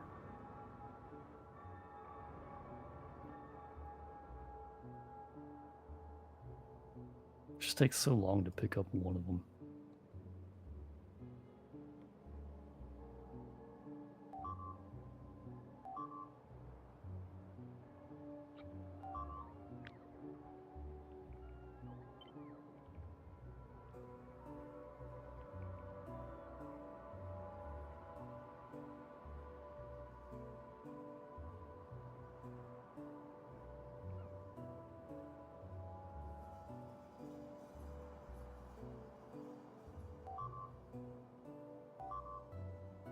God.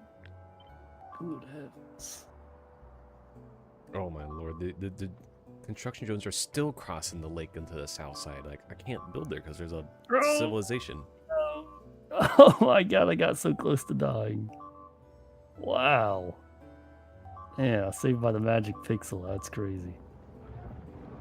If I had died, I'd lose so much junk. That'd be bad. Do you have everything on you right now? course. Not gonna drop it all. That'd be crazy. I'm too responsible. Too irresponsible. Don't ask me. No, too responsible.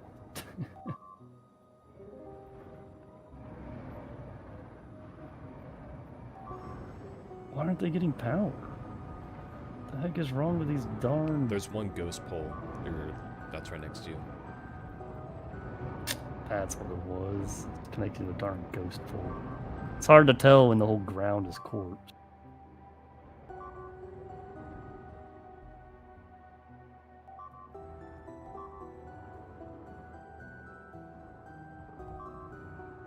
Well, those lizard shirts might be able to get like a handful of extra hits, but yeah.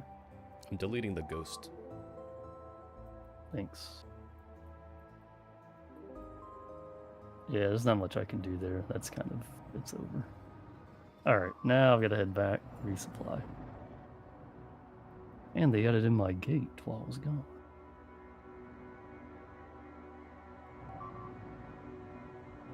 I can't undo ghosts while you're running away because of radar. Oh, really? Oh, well, it's not that big of a deal. I'll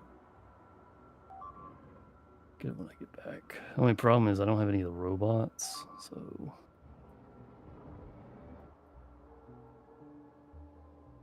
And I'm not automating them at my base. Oh, and there's just so many. Just have to find a just take some out. Yeah, there's some in the nearby roboports. Oh, you know what? You're right. I can just take my reports. Oh, I just realized all the roboports have randomly generated subnames. Do they? I think it's like... if you hover over them, roboport yada yada. One of them, Brian Arnold. We got Patrick Zatterman. That's pretty neat. It's the same deal with the trains, if you haven't noticed. I rename all the trains. The stations. Yeah, the stations. Kim Jong-il? Kim Jong-il? You weren't supposed to find that one. Oh, no. This one here says corn 6269. I don't know how nice that is, I wonder but if it's like Patreon supporters or people who bought the game. that'd be kind of funny. It's Kim Jong-il. Yeah, must be loving the game right now. Chicken runs wild. I mean, like, I guess you would have to have enough names, though. Maybe it just picks username. Like, maybe it is like Patreon supporters, but then it starts picking like random usernames. It's probably like a big old text file. George Gibbs. I'm gonna start reading some of these. Dark Nakine. That's not a name. Thomas. Roboport Thomas. I'll take it. That's a good name. Even the radars are the same way. Service radar Samuel Pembroke. I know that guy. He's from New Vegas. Roboport Latham Burgess. Roboport Dragon Slayer Taz. Alright. Radar Gene Sebastian. I can't pronounce that last one. Chessel? Sounds about right. Roboport Corvican. Roboport the Nimble Ninja. I like that one. Kim Jong-il. Well, there it is. Minor problem. Kim All the Jong-il. roboports that are near my base have no robots in them. There's tons by the wall. Just pick up the ones that were near the wall, and they would have refilled Like themselves. 40 by the wall. Each I need, like, roboport by the wall 400. had like 10 in it. Oh, you need like 100 or something? Not even nearly enough. I should go to the like solar panels. I know there's like thousands of them in those. Oh yeah, each of these have I think I found one. Oh no, they all have a ton of them. Unless I'm looking at this wrong. It's just because we've been doing so much work over there, so they kind of like chill wherever there's the most work. So wherever you're doing your landfill, we'll probably find a whole bunch there. And I don't... The only time that the robots are in my base is to grab something, so... They're all gone.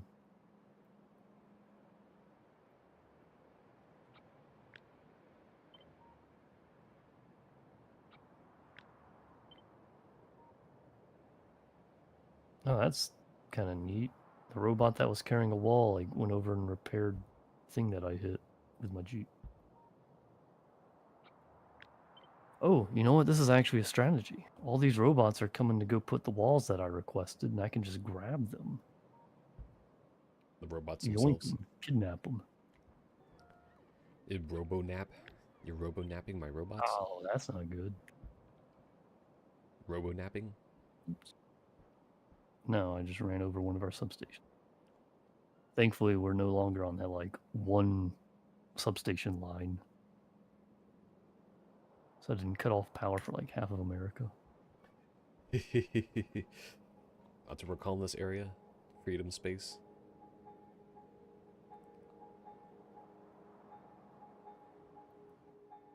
Yeah, I don't think we ever did decide on a name. I mean, we got like Black Sea as one location, so that would put this in the Caucasus. Which is fairly accurate since there's a lot of bodies of water in that area. Oh, all those drones that are coming down to fix up the wall. That's what I'm saying. Yeah. Thought Robo-nap that's stealing. Oh, they've been putting like repair kits in their robo things. You're right next to Kim Jong-il. Where are you that seeing robo them? port there. Oh yeah, you're right. Huh. See, you have to like hold your mouse over it to see it. Excellent. This is a good way to resupply. Cosmic fish. Yeah, no, so now if you know I just like ran on the yell out a random name of some kind, that's the case. What if it's a viewer, you know? That would be actually pretty dope. Alright.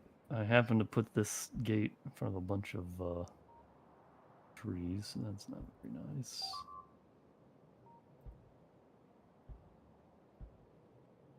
Alright. Let's see what I can do.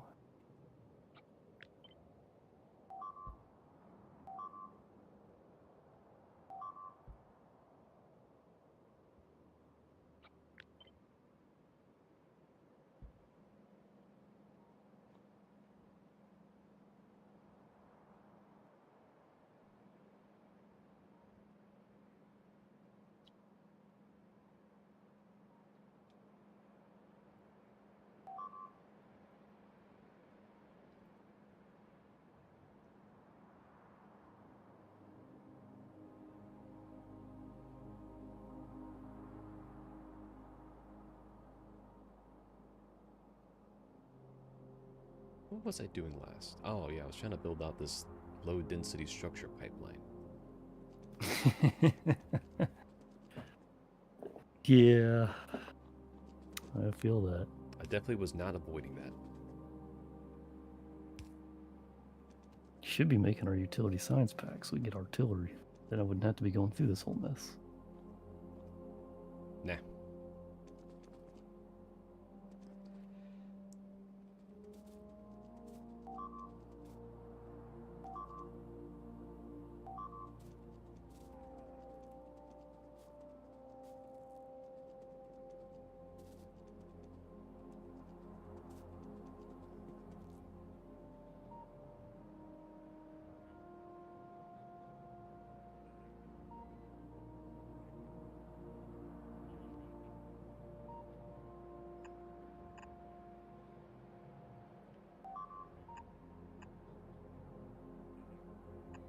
Oh wow. Some of these things are still working apparently. They didn't manage to destroy all the laser turrets just yet. I guess when you weren't around, they had no reason to. Well, after the lines have been cut, you know.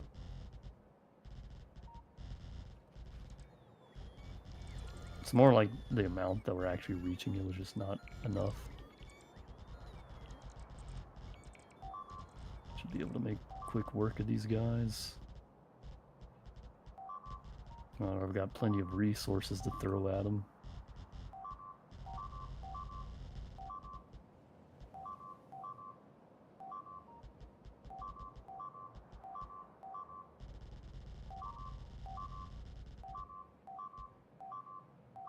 Ah, god dang.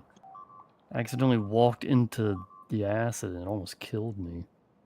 Took all of my shield and half of my health. Just from walking into it, man. Okay, that's not good. Y'all need to stop following me.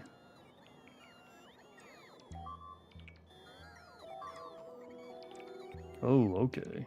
This is still a very hefty base.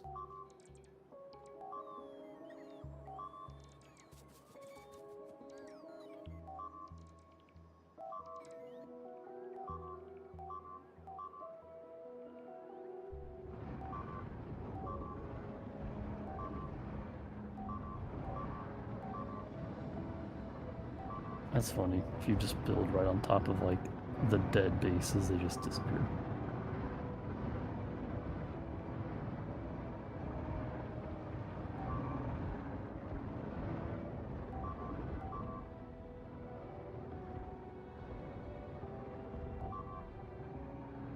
Do you want those laser turrets rebuilt? No, if they die, they don't need to be rebuilt. I'm just gonna go through and replace them manually anyways.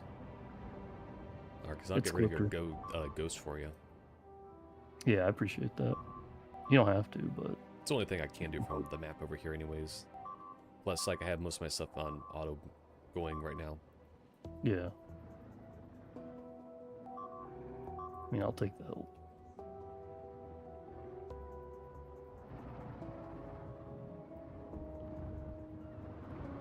It's very much like the second player co-op features of like some Mario games, particularly Oh. like Galaxy and Odyssey, where it's like your player too can just like is a 2D pointer on a screen, and they can do a thing like put down a block for you, or shoot Yeah. star bits or something, whatever that nonsense was that they decided to do for Galaxy. Reminds me of like the old time, like N64 style of.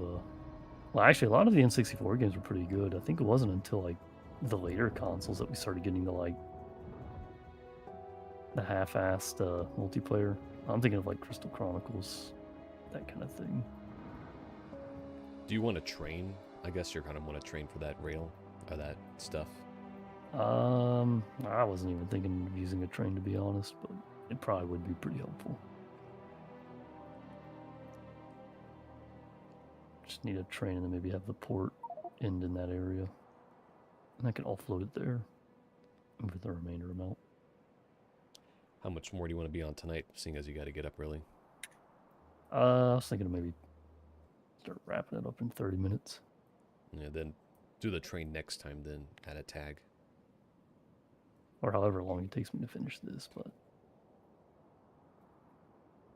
we'll see. I'm going to get to the copper next time anyways.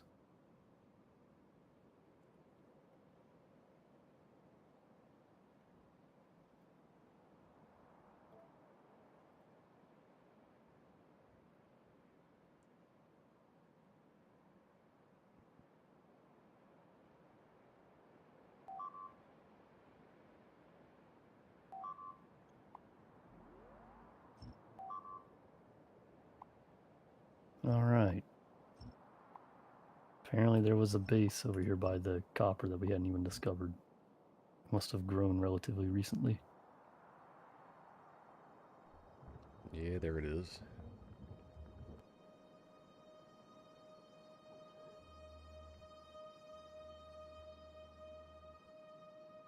It's not too big, at least.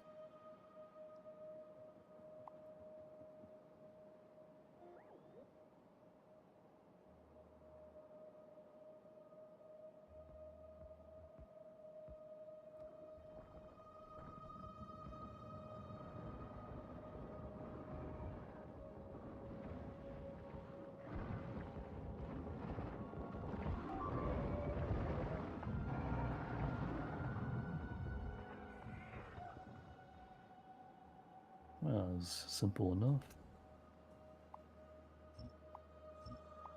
That is a huge copper node. Look at the size of that guy. Yeah, 21 mil. I think that's the biggest one we've seen, right? Yeah, I think it is. Yeah, There's another one. A little 11 mil still is fairly rinky-dink in comparison. Well, the good thing about your 11 mil is it's like spread out, so you can fit maximum amount of mines, and it's not. It's probably about the same size as this one. It's just not as dense. It's like it's better than having a super dense but tiny one. Those kind of suck. That 13 mil that I've got, it's fairly big, but it's also much denser than Because it I takes would. forever to get that mining going without putting modules down. Right, and we only got modules fairly recently, at least in quantities where we could properly use them. But with this copper, I should be good on all the resources I could possibly need to make all of the rest of the stuff. Assuming we don't take too long to do that, because then my iron might actually run low, but I'm sure it'll be fine.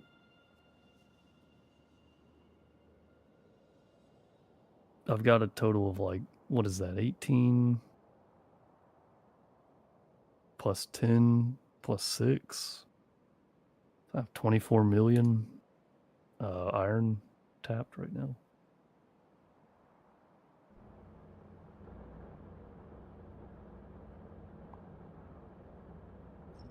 So how's the oil stuff coming along? I know you were having issues before we hopped off last time. I have Did you have any not issues checked. today? Yeah, hopefully everything's fine.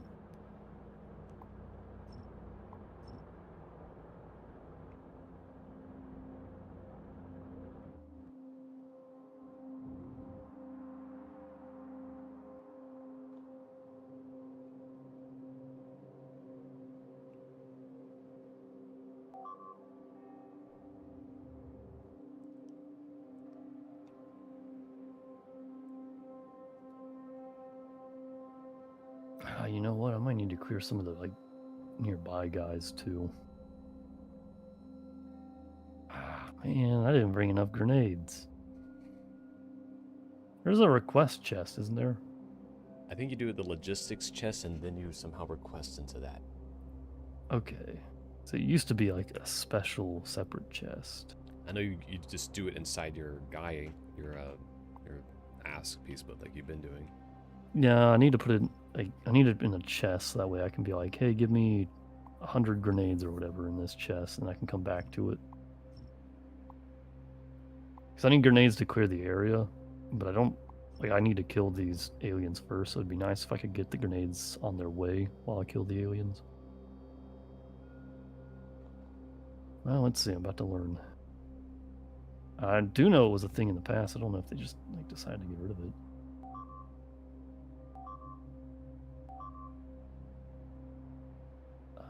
Storage chest, maybe. Yeah, I don't actually see it. It isn't like a thing that we research later, is it? Because that'd be kind of dumb. Dang, I put down a ton of landmines because I still have landmines that are just like randomly getting popped off near the borders. Well, do keep in mind they replaced those too. I've been actually deleting those because I'm tired of like the robots. I don't have any the landmines being automated. Oh, I see. I'm not really gonna bother with that if we get the laser turret set up.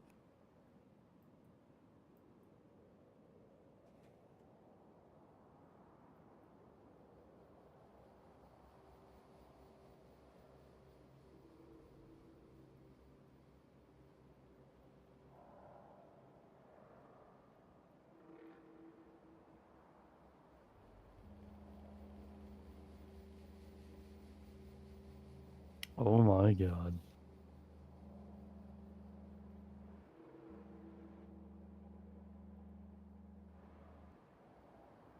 You do need them.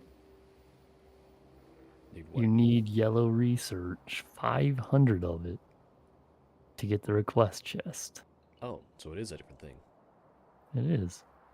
That's And nifty. it's a thing we don't even have unlocked. Like, that's kind of dumb. At that point, we've already beaten the game, basically.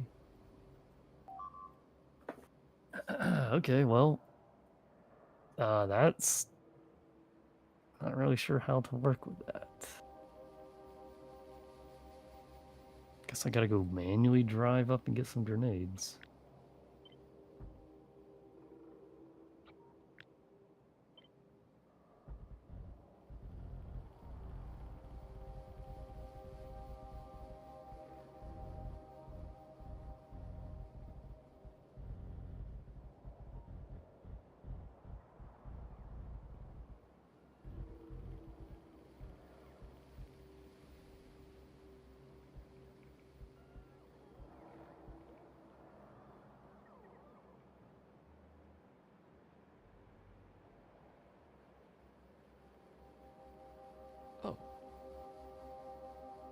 Apparently, shift scroll wheel is your build copy paste history up to like a certain number. Oh, it's just your full history. Cool. Oh wait, no, not all of it. Obviously, like to whatever was most down the hill. Yeah, it'd be kind of extreme if it was all the history. It'd be a lot to keep track of. Really well ordered list. Well, that's something I feel like I should have known. They've been missing that secure, that particular piece must have been completely glazed over when I was looking at it.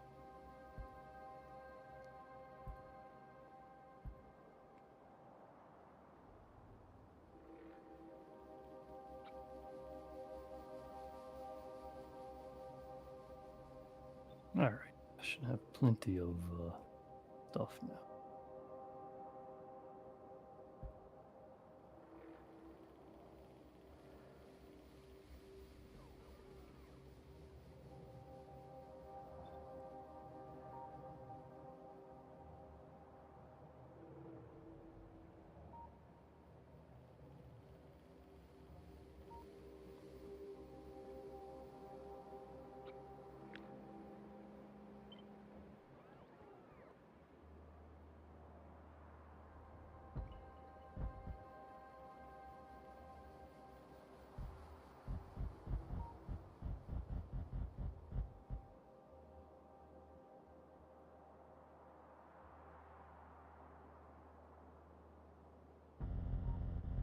Oh no, my steel is horrendous. Yeah, this is what I'm talking about when I say like I don't see stuff till it's like I start needing it. Oh boy. Well, let me take a quick stop over there and hopefully fix that. Yeah, that's really bad.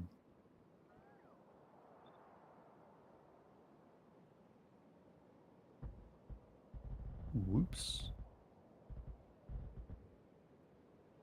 Yeah, this nuclear fuel is kind of dangerous, man. I'm just like running into things left and right.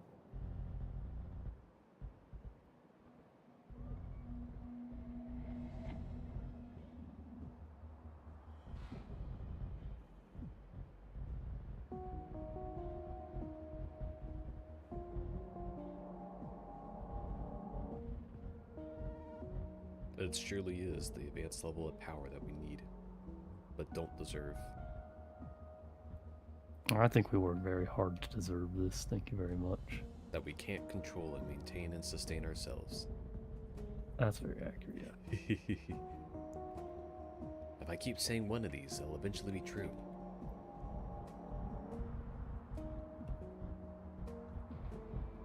Oh, and the darn logistics robots take all the garbage out of my inventory already. You should really be able to hold the full stack. If it's trash. Oops, okay, well that wasn't supposed to happen. Alright, which pipe did I break now?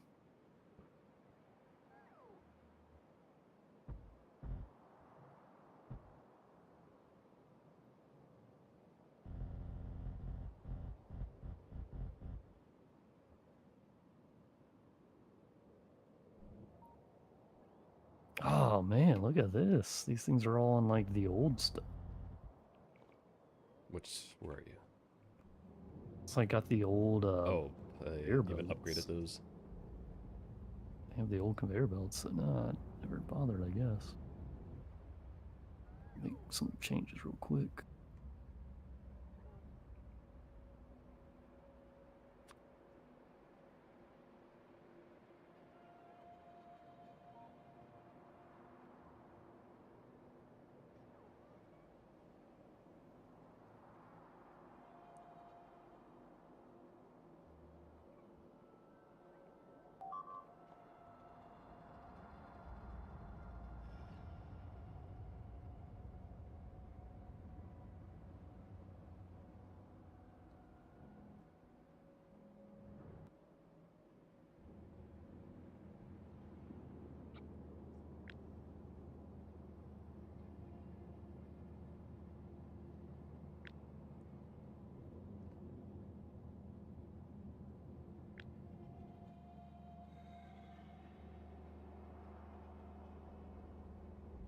There's one song in this game that almost sounds like the start of a Diablo song.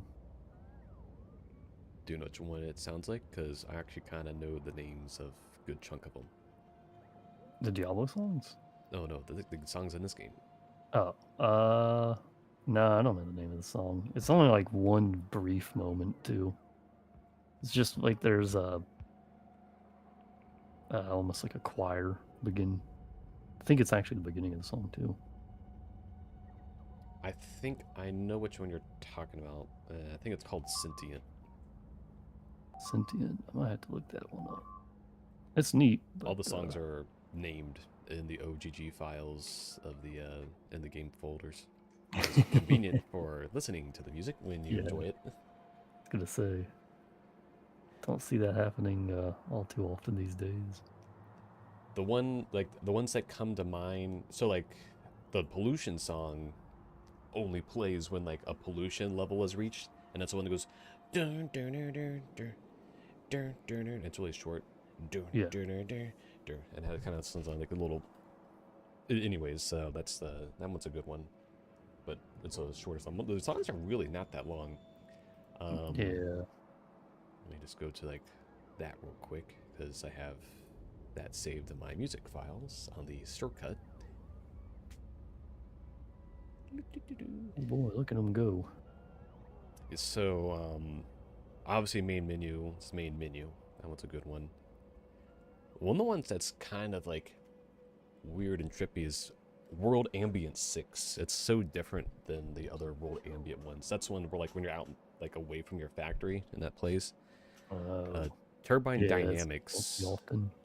Turbine Dynamics. I know that one plays because it's typically it's got like it's like a split song because like this later half of the song or the track or whatever I guess let's say is like a weird like rise and fall of like a synth, and it feels kind of like get lost in the attitude a little bit. And I know solar intervention and the oil industry when those play, I know those off the top of my head. Not all of them do I like know right away. And then there's Are We Alone? That's like the first time you're like near the enemy base it's meant to play, but it still plays in the regular bits. And there's a good bit of time where like nothing plays. It's like right now it's just the background. That's what I'm getting right ambient now. Noise. Exactly as you say that. Yeah, it does. There's a lot of like quiet. I think it's also triggered like when your guy moves around and stuff. And the way you describe it, it sounds like the music is a lot more dynamic than I thought it was.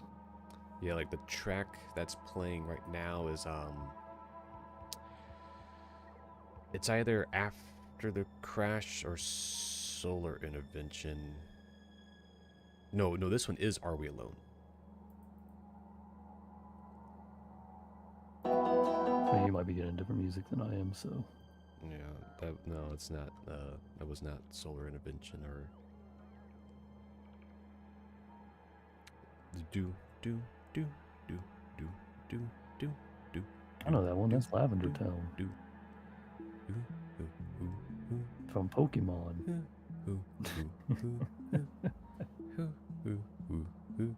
Is that the one you're getting right now? No, I'm just getting some synth.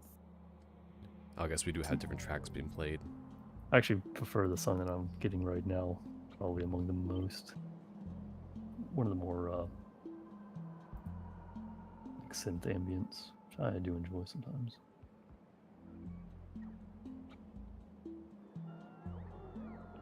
Yeah, I mean, there's not a lot of games that sync the music, to be honest. And if they do, it's usually only like boss events, that kind of deal.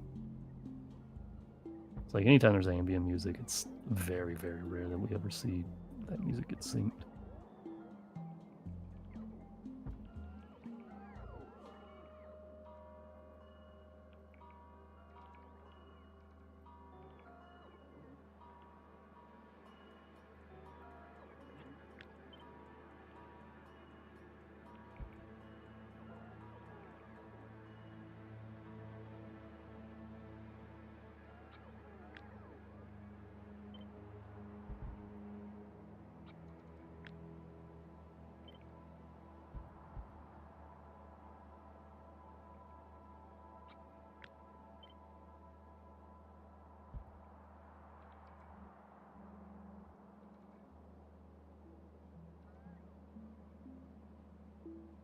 Yeah, I'm also about to like amp up our power usage. Let's see.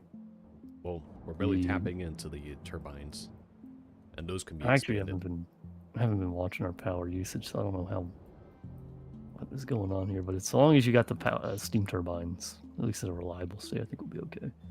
Yeah, I do so say they started picking up lately, so I think there is a we good got chance an that additional 100 and how do we determine like what the possible capacity is on the steam turbines? I Max just output. calculated it. Yeah, you just take the max output and multiply it by the number of steam turbines. That's Okay, what I was that's doing last time. 282 times 5.8. I don't have a calculator out. Well, the good news is you're on a computer. Let me go ahead and find one. Ooh, that's convenient. So That let's used to do be its original purpose. to compute. Now that was the calculator. 285. Yeah, literally those were separate jobs. So we have 1.641 gigawatt potential.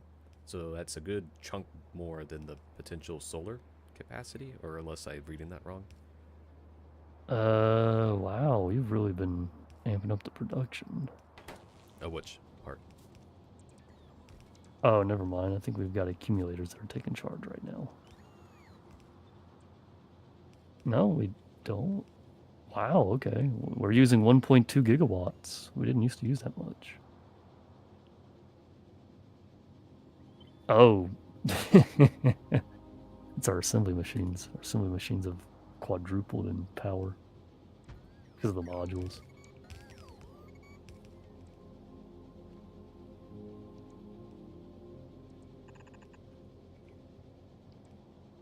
Modules are a very powerful tool, and we must consider their usage. And amp up the They production are of them. kind of driving like our whole base right now. I'm about to use them to like triple the amount of steel that I'm producing.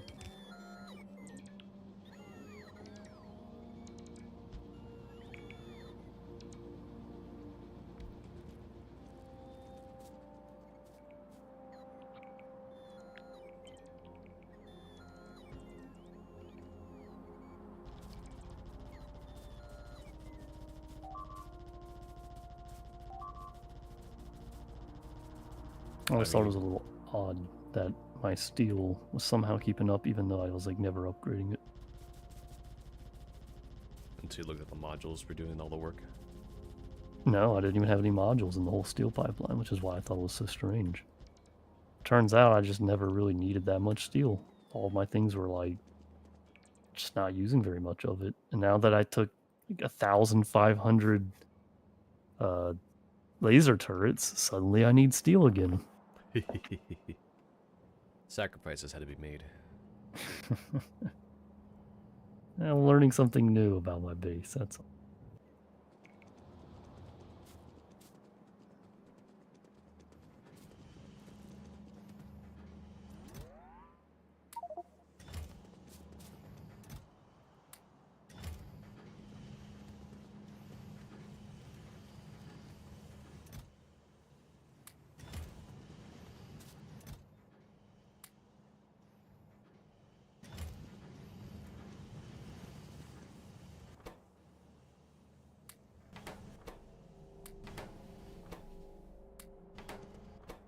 And I mean, having productivity modules at like the start of your whole process really makes your resources go much further.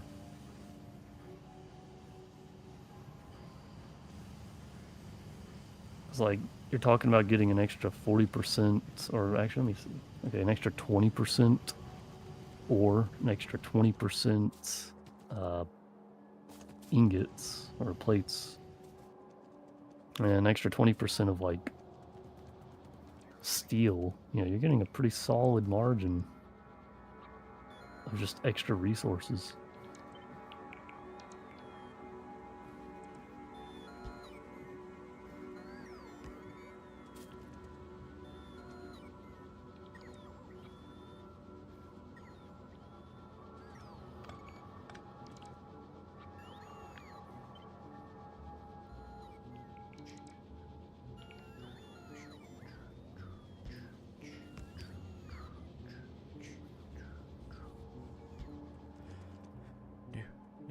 Is there a way to do like a one request? Like just request it once, or do you have to request it then remove it Yeah, off of your? the request and remove it.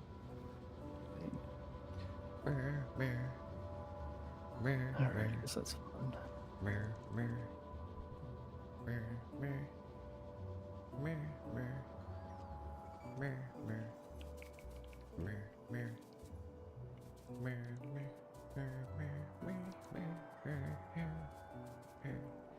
Don't know what I'm doing.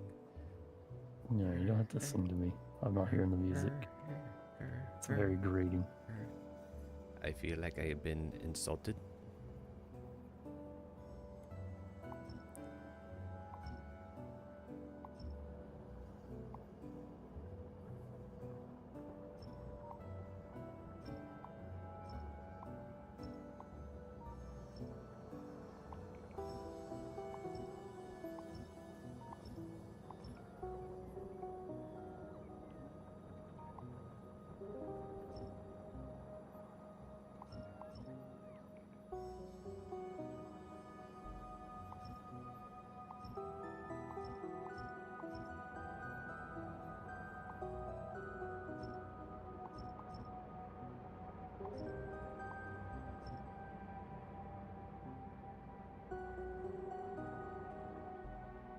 Oh, you can get a 40% productivity bonus to the miners. That's much better than 20%. You only get 20% on the furnaces.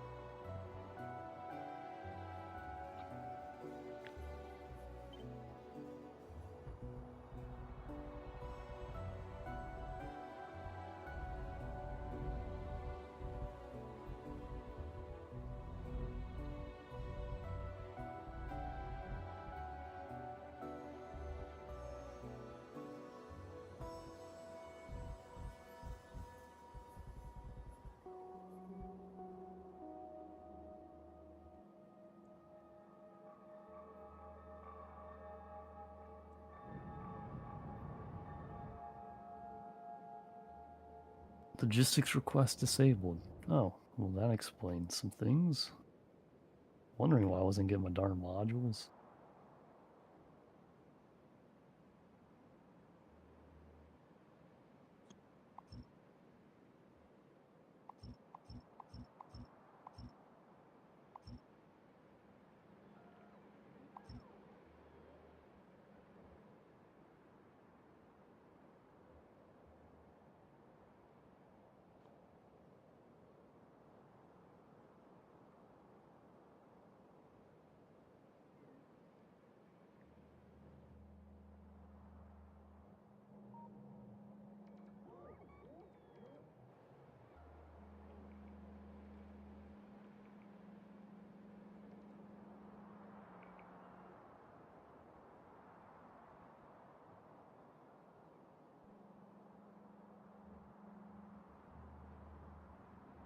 You said I still need to be making low density structures, right?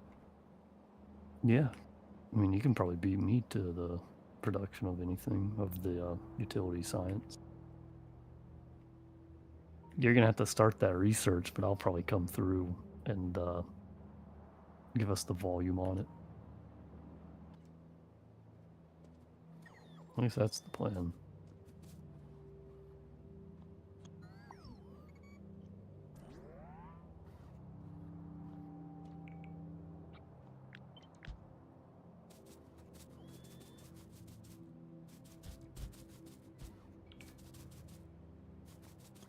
All right, steel has been amped up. I should be good on that now.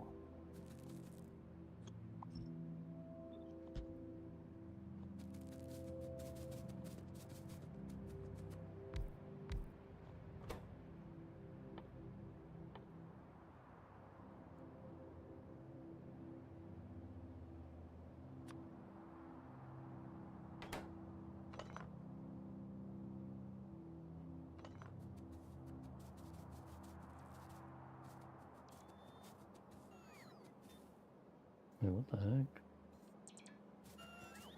Why are those robots coming from that direction to bring me the modules? Do you have, like, modules just chilling in your, chest or something? I might have had some yoinked from me from earlier at some point. That's probably what they're trying to find. Those are the productivity modules, too. That's strange.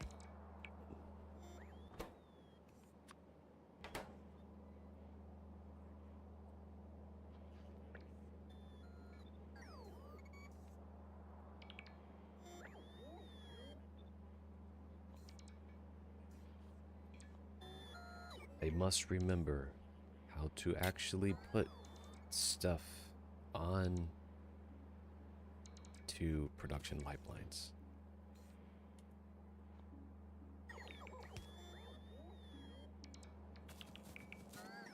I'm gonna need 3 things.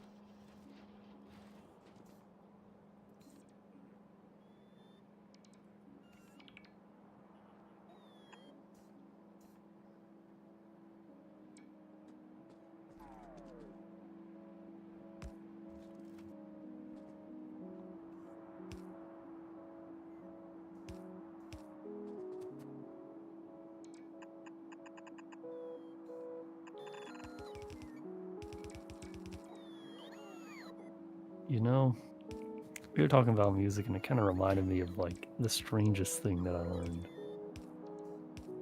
Alright. You know RuneScape, right? Yes. Do you know they have a vinyl record of just like the MIDI RuneScape music? Alright. Kind of blows my mind, and I kind of wanted just to say that I have it. I mean, you would say you grew up with it, right? Yeah, I mean, that's where my original username comes from and all that. But, and while I do enjoy some of the songs there, it's hard for me to justify actually buying it, especially when you can't really get it unless you buy it secondhand, and it's already, like, kind of expensive. But if it ever, like, shows up again, probably buy one just to say I have it. Because to me, I think that's kind of neat.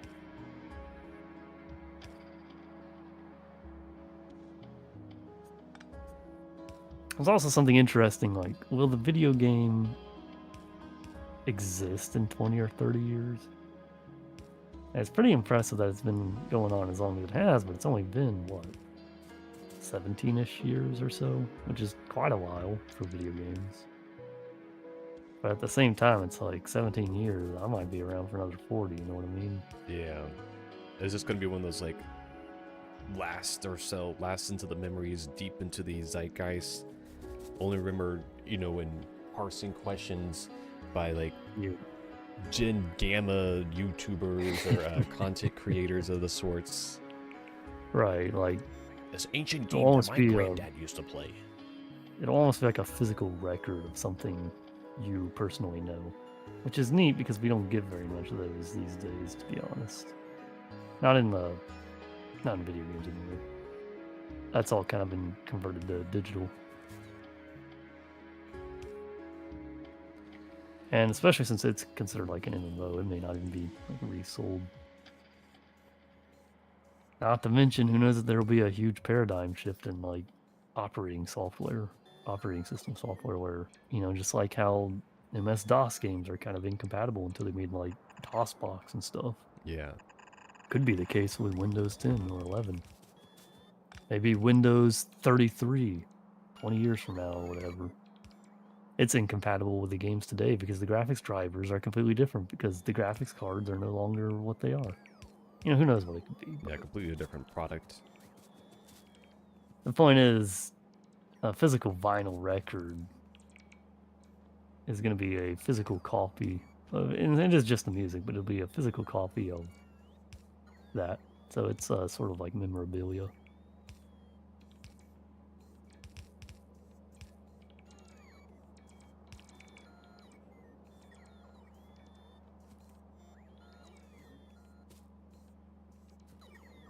Alright, I'm gonna go wrap up those aliens, and then once I know that, we'll hop off. Sounds like a plan.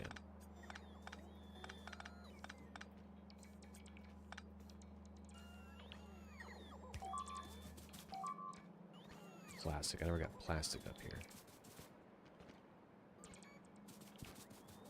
Yeah, those things are getting a lot more aggressive. I wonder if it has anything to do with the extra pollution I've created. Yeah, probably not. That's those darn kids these days. Yeah, our total production, it says, is 3.3 gigawatts. It's pretty good. Pretty good. We've also almost doubled our power usage. We've 50%ed, gave ourselves an extra 50% on top in just the last, like, I don't know, what was that? 2 sessions maybe?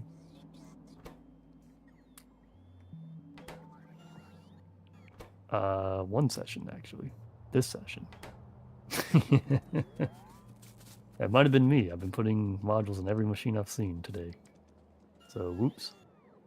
That's why we have the whole nuclear setup anyways. So I was about to say, I'm just giving your Utilizing nuclear system a use. Oh, I ran into the gate again. Weird. It's like if you turn around, or if you're like, if you're wavy in your movement, it thinks you're moving away from it. Ah, shoot, it's hard to do it with this darn narrow path. Oh, well, forget it.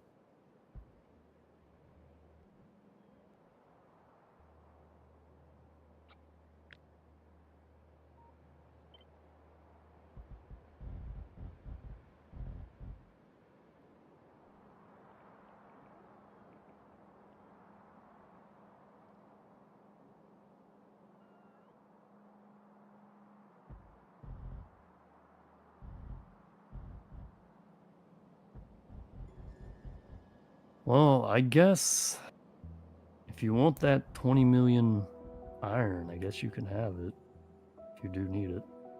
I can grab that short of 13 million if I end up ever needing that. There's another 17 mil and another 9.6 mil, and that are like also ready for the grabs. Yeah, And I already got the rail next to that 17 mil. Well, I guess That's I what I was do by looking the had the rail by the night 20 mil as well. notice you do have a good few rails out there already set to the good iron resources. I'll probably do that 17 mil just because that setup has already got a furnace right next to it that I can just expand and tap into. Yeah. All right. Well, Also, that'll work. that's where my Jeep is. Huh. I was wondering where that guy went. He needs to have some nuclear power on him. Also, he's got enough firepower to start a small intercontinental war. Just sitting in a Jeep. Like stockpiling all our missiles. Slowly but surely.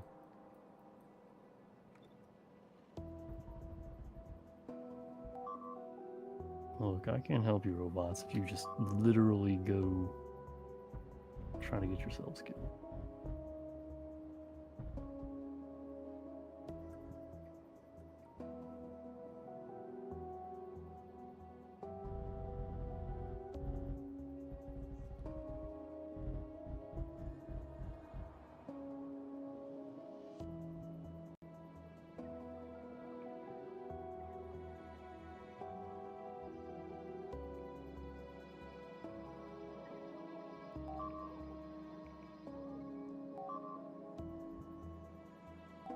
Was that a worm or something? Oh, what the heck? There it is. Can't even see it. Wow, it's a good thing these laser turrets have some advanced AI in them. 'Cause I couldn't see what worm they just killed.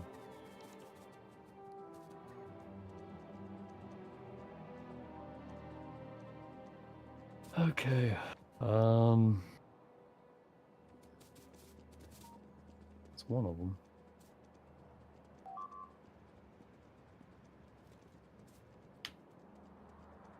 Let's see, how far down do I want to do this?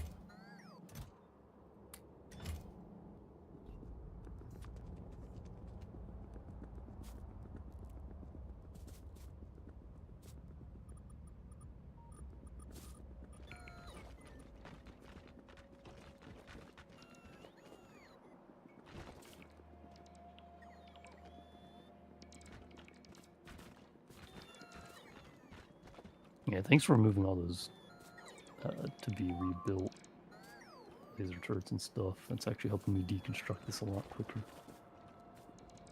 Haven't done that in a while. You're back down there trying to clean up from earlier? Yeah, I'm gonna clean up and start getting rid of these like satellite bases nearby.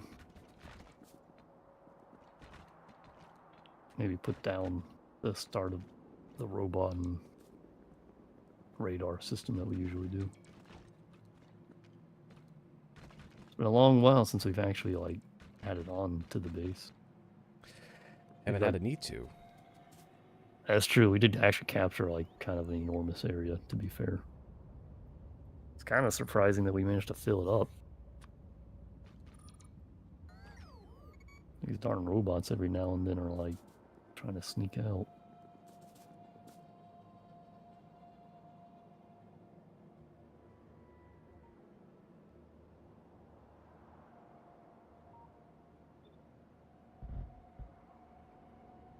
Well, I might save the rest of this cleanup for next time.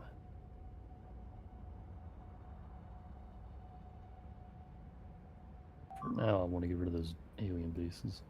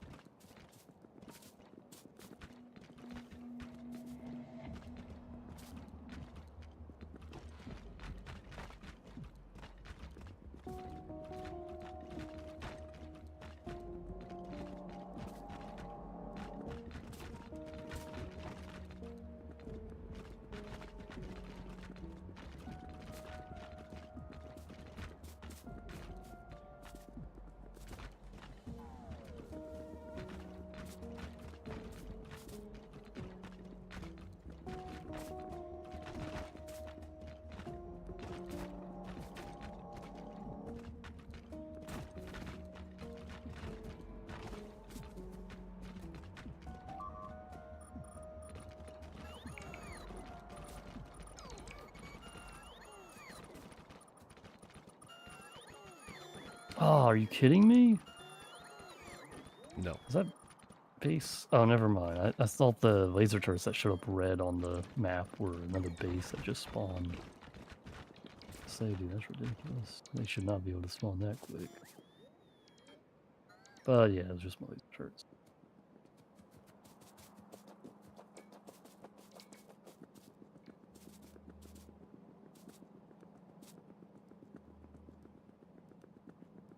Ooh, good heavens. Ooh. Stop hitting me. Dang. Yeah, the behemoth guys, man, they survive a good few hits on those laser turrets.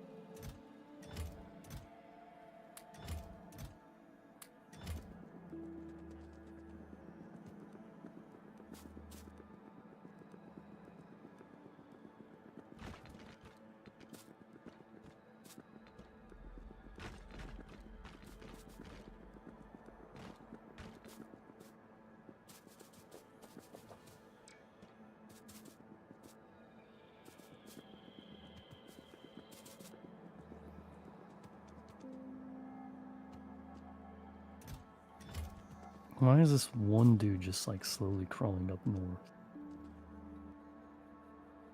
Where? There's just like this one giant spitter right over here where I'm at. He's just going north, slowly. And he's about to merge into this other base. I don't even think that's his base. And it's still just going north. What's wrong with that one? It's like it's an attack party heading up to the base, but it's alone, so I don't really get it. Oh, it is. It is going to try to attack the base. And dead. What was that all about? He like had a sudden inspiration of independence or something. My party is over here. Oh, look at them. They're dead. Oh no. Well, what's going on here? Oh, why are they shooting me? I'm dead.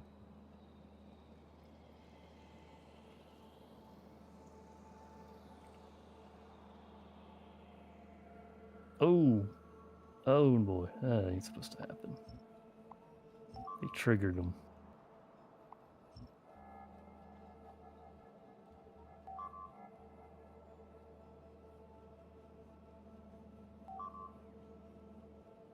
Wait, are those behemoth worms? I didn't know those are even Yep. a thing. Yes, they are. Dang, they're big Wow, too. that's the first time I've ever seen them. That explains why they shoot so darn far. I saw them like shoot me when I wasn't even like inside of the base.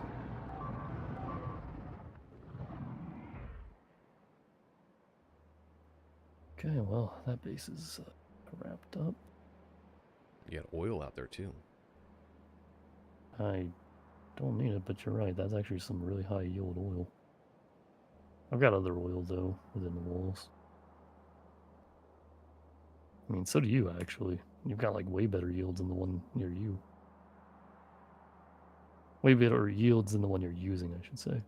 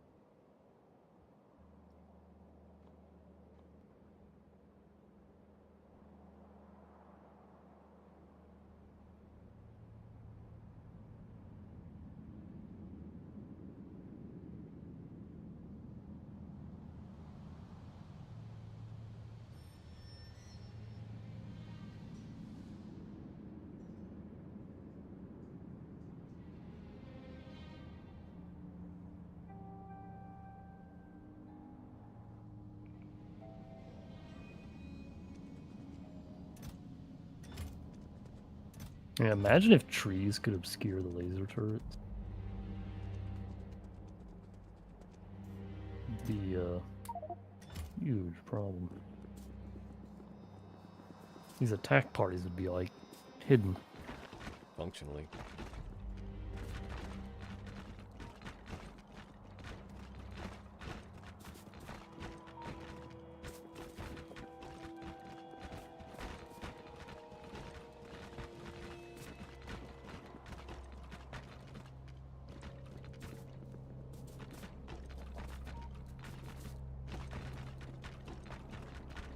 But then again, they wouldn't be good sci-fi futuristic laser turrets if they were stopped by a mere tree. Oh, this is true. Plus, that's another thing to compute, right? Gotta save on that. I think processing that's power. probably the main reason. This game is stingy with its efficiency, or with its computation. But I mean, on the bright side, it's like How it's super optimized. yeah, it's how it's optimized in that regard. That methodology.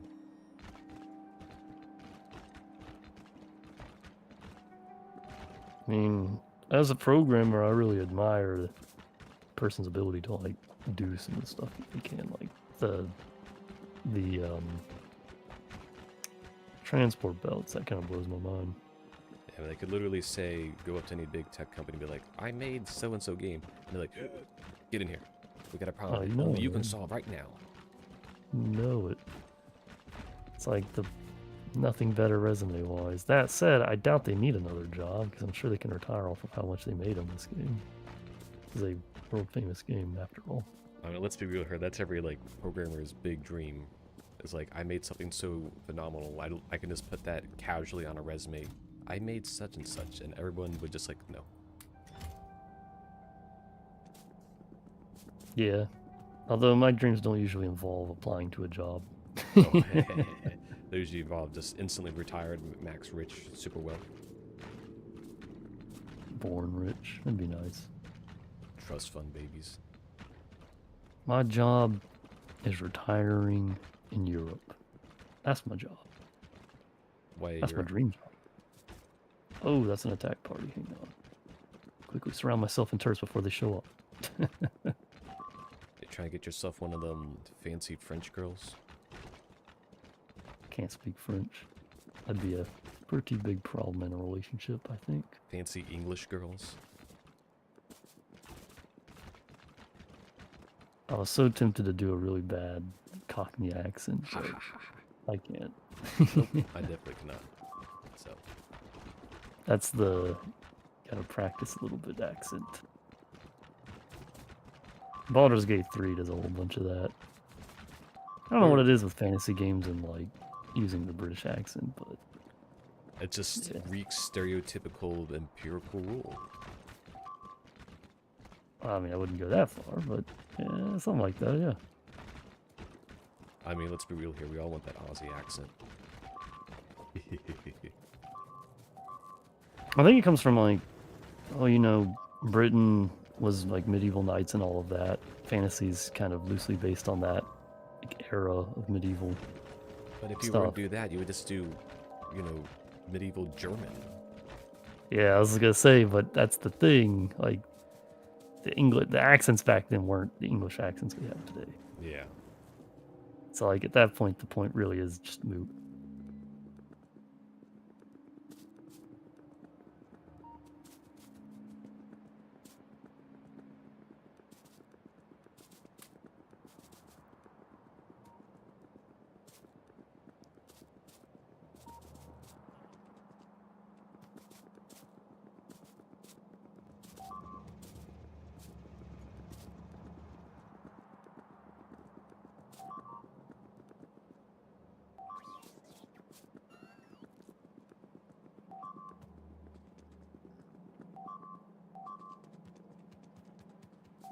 Really going at it, huh?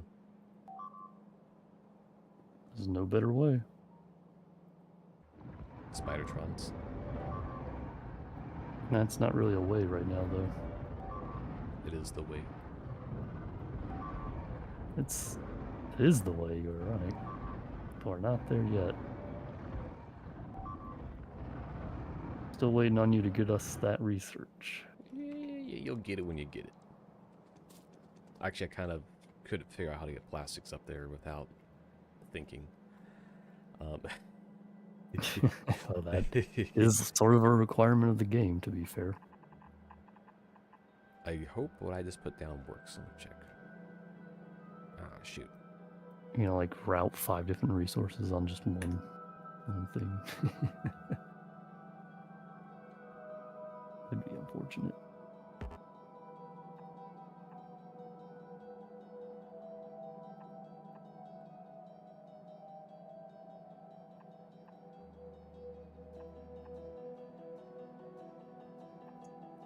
There are a few tracks in this game that do remind me of some of the Satisfactory tracks and the even Fallout a little bit. Really Fallout? Yeah, there's a couple tracks that I'm pretty sure just use like the same instrument set in some regard. Ah, shit. I never played enough of the Fallout games other than the New Vegas game that we played, and I don't remember there really being like any music. We didn't. I mean, yeah, you couldn't really hear. They did include the original Fallout tracks in New Vegas. Oh, really? Yeah, but you had to kind of know what those were to pick them out from the crowd. Yeah. I don't even know if I need to destroy this base, but yeah, I'm already here. Oh shoot, there's another. You're like, I don't know if I need to destroy this alien civilization, the peaceful, acid-spitting monsters. Oh well, no one liked them anyways. Quite rugged creatures. Peaceful. They ceased being peaceful when they started hoarding their resources. I was gonna say sucking in pollution, but all right. Yeah, that's our pollution. We worked hard for it. How dare they?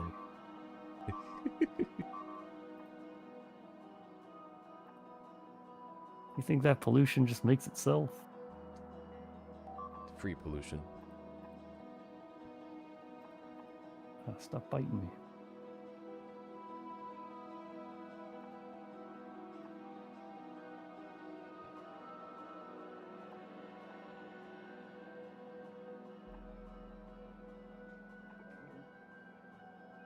Yeah, making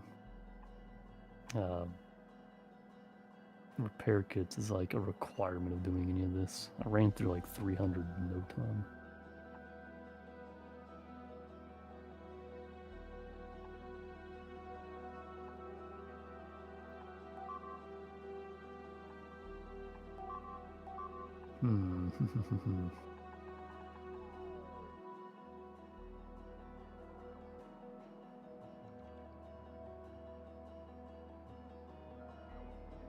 I mean, I feel like I kind of just need to go like build the wall straight from where I'm at now and just straight to the right. Because if I don't, then the pollution from my new copper mine is just gonna like hit all these guys. The problem is it's like kind of a huge pain.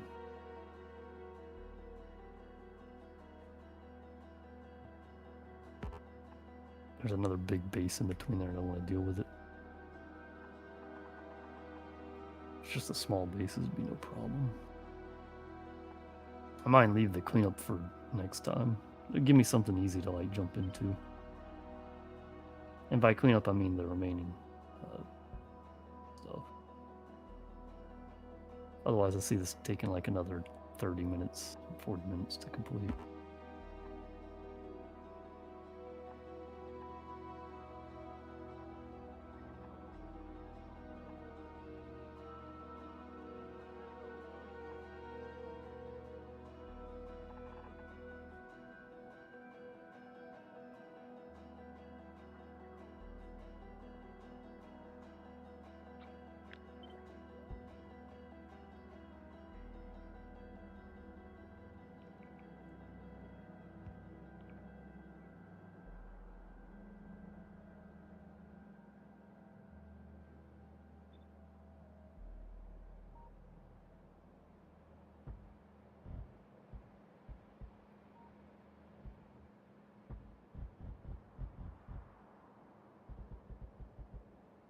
Well, I got low density or yeah, your low density frames being built.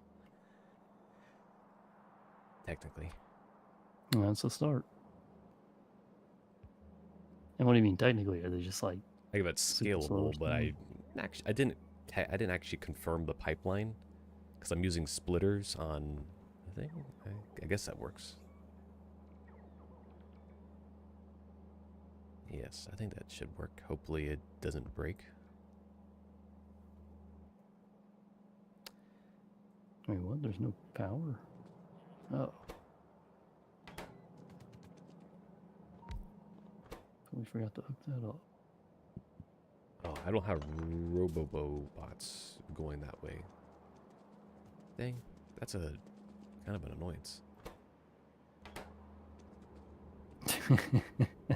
You're too reliant, man. No, I meant like I Wait. don't have any robo frames, or I don't have any blue Oh, chips like that are resellers. anywhere near the low density for things.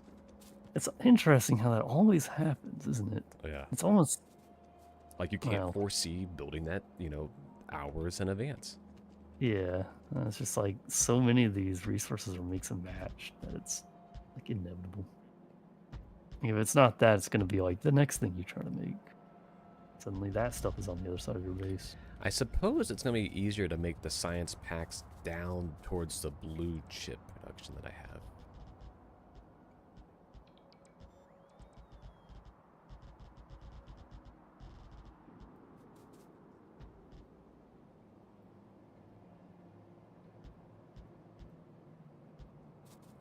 Just because I already have the flying frames and I have the chips already in this area at a fairly high production level.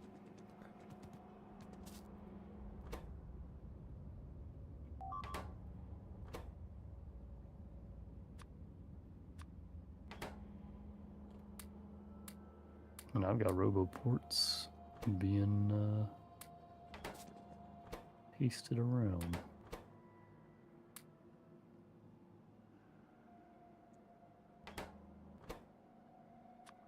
Oh, I can already see we're gonna need something up in that direction.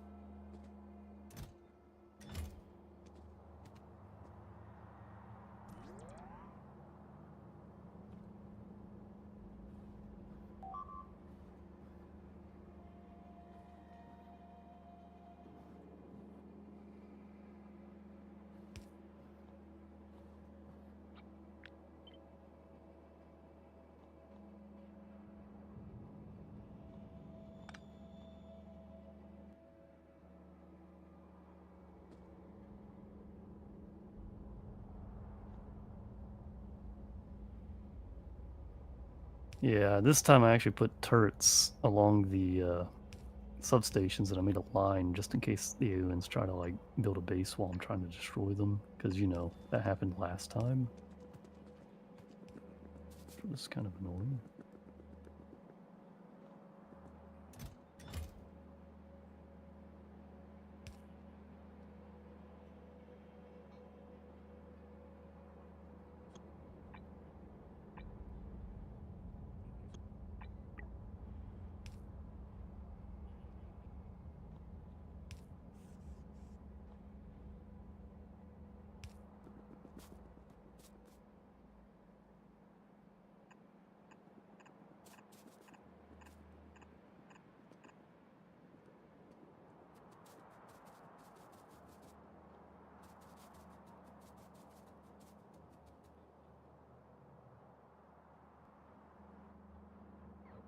Aha! Alright, my low density production line is good.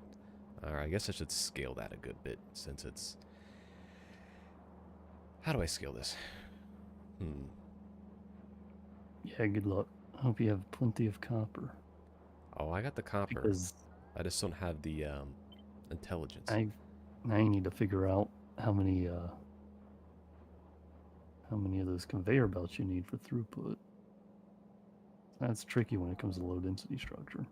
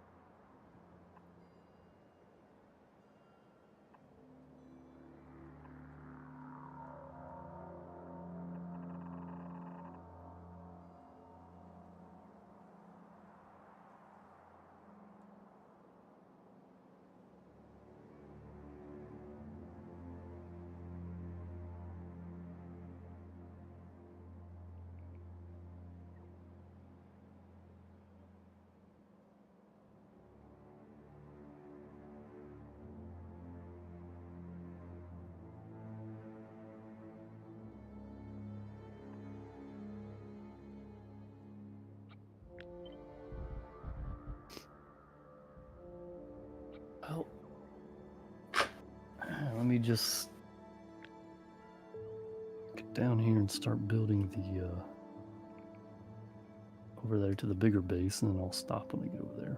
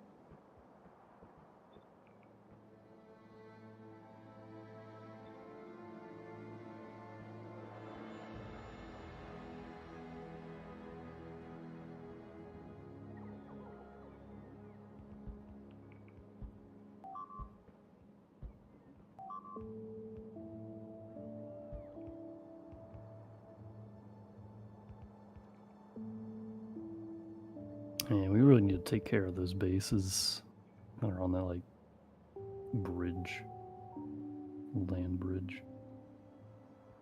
Keep destroying our robots.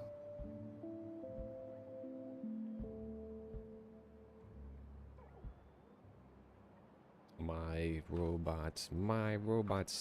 How many more do I have? The one roboport that's nearby has a good 23. I guess I could say take some out of storage. There is about 2,000 in storage. You think we need that? We have only lost like 500 or so.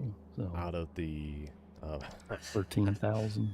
12,389. Yeah. I think we're good for a while. I don't think we're any worry. It's just more that job now takes even longer because the one that was supposed to do it died.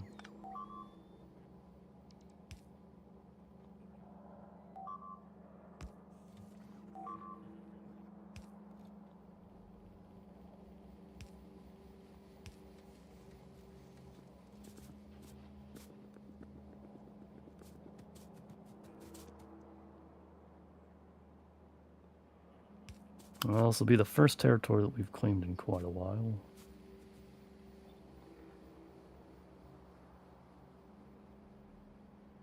And it's not going to be a very big claim either.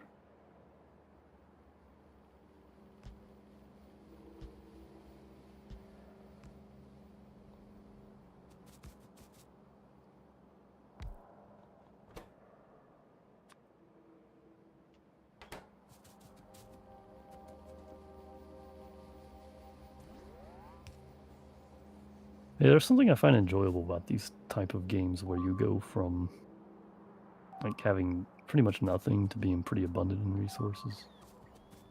And then you're always like in that stack up. You're trying to scoot it up every time a little bit at a time. Yeah, and then it's like, what's the next resource as well, which kind of repeats itself, which is fine. I do enjoy that. But I'd really appreciate it if there was a game that did that for like money or something, because there'd be like more versatile ways to get the resource. Because I mean, it all comes down to like essentially resource collection games.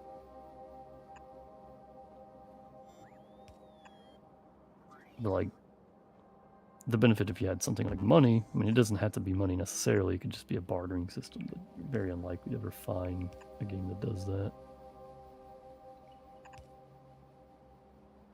But it'd be nice if there was a game based off the resources, but you did money, so that we had like versatile ways to collect the resource.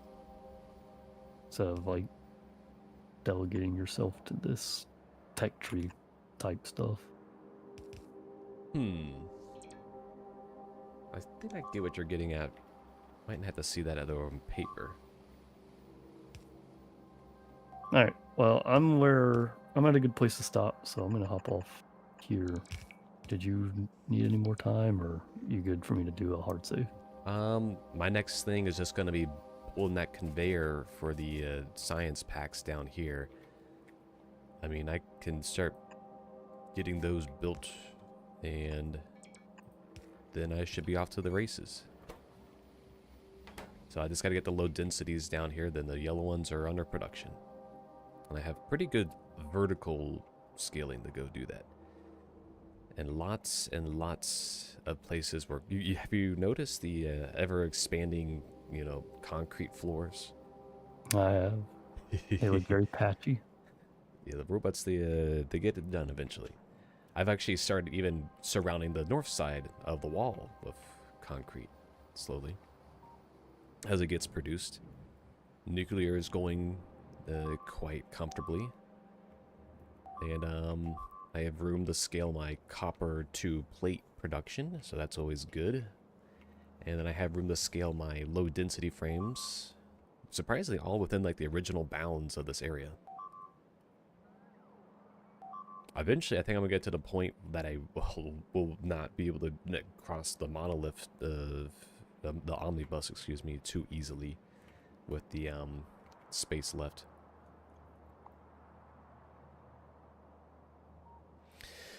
Other than that, I should be good for now.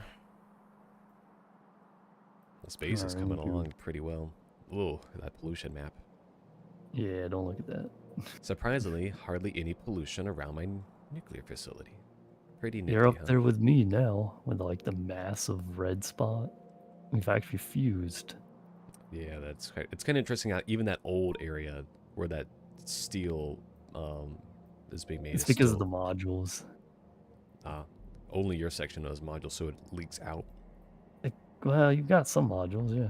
You have productivity modules in your red research packs, for example. All of that really amplifies pollution, but yeah, it's probably also like half my base. I have a ridiculous amount of pollution. My pollution has just been absorbing yours, just like a But if you changes in air temperature. Yeah. If you take a look at the graph, though, it's that. That's my base, pumping them numbers up. That's all I'm saying. I don't think you're producing all 15K copper cables a minute. Items, cable. Yeah, it's what's all the copper cables for?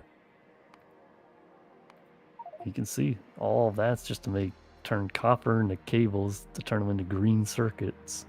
If you follow the green circuits turn into red circuits and blue circuits. All of that is needed for those modules.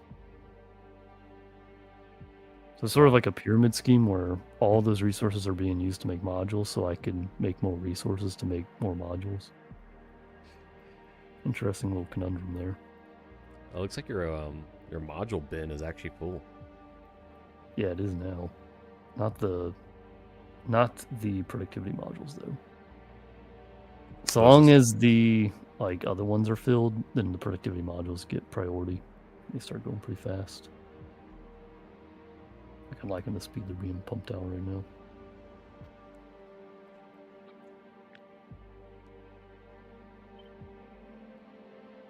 But yeah, if all three of them are being made at the same time, then I don't have enough blue circuits and they slow down a lot. So yeah, despite all of those red circuits and blue circuits and green circuits and cables, I'm still not producing enough blue circuits and all of that to keep those modules pumping at full speed. Or not all three of them at the same time. I think I can handle two of them.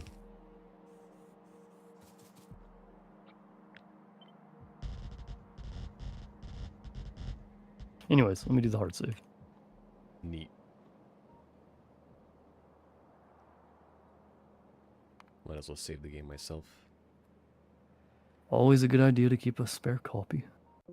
No idea if like suddenly my all-state drive or something's gonna go bad. Your all-state driver, that's right. It's so weird going back to the main menu and seeing the demo of like the tier 1 arms and everything. Everything's so slow. It's almost like we play the game at like an accelerated scaling. Yeah. Or an upper scaling. And I guess then I'm gonna go ahead and turn the stream off.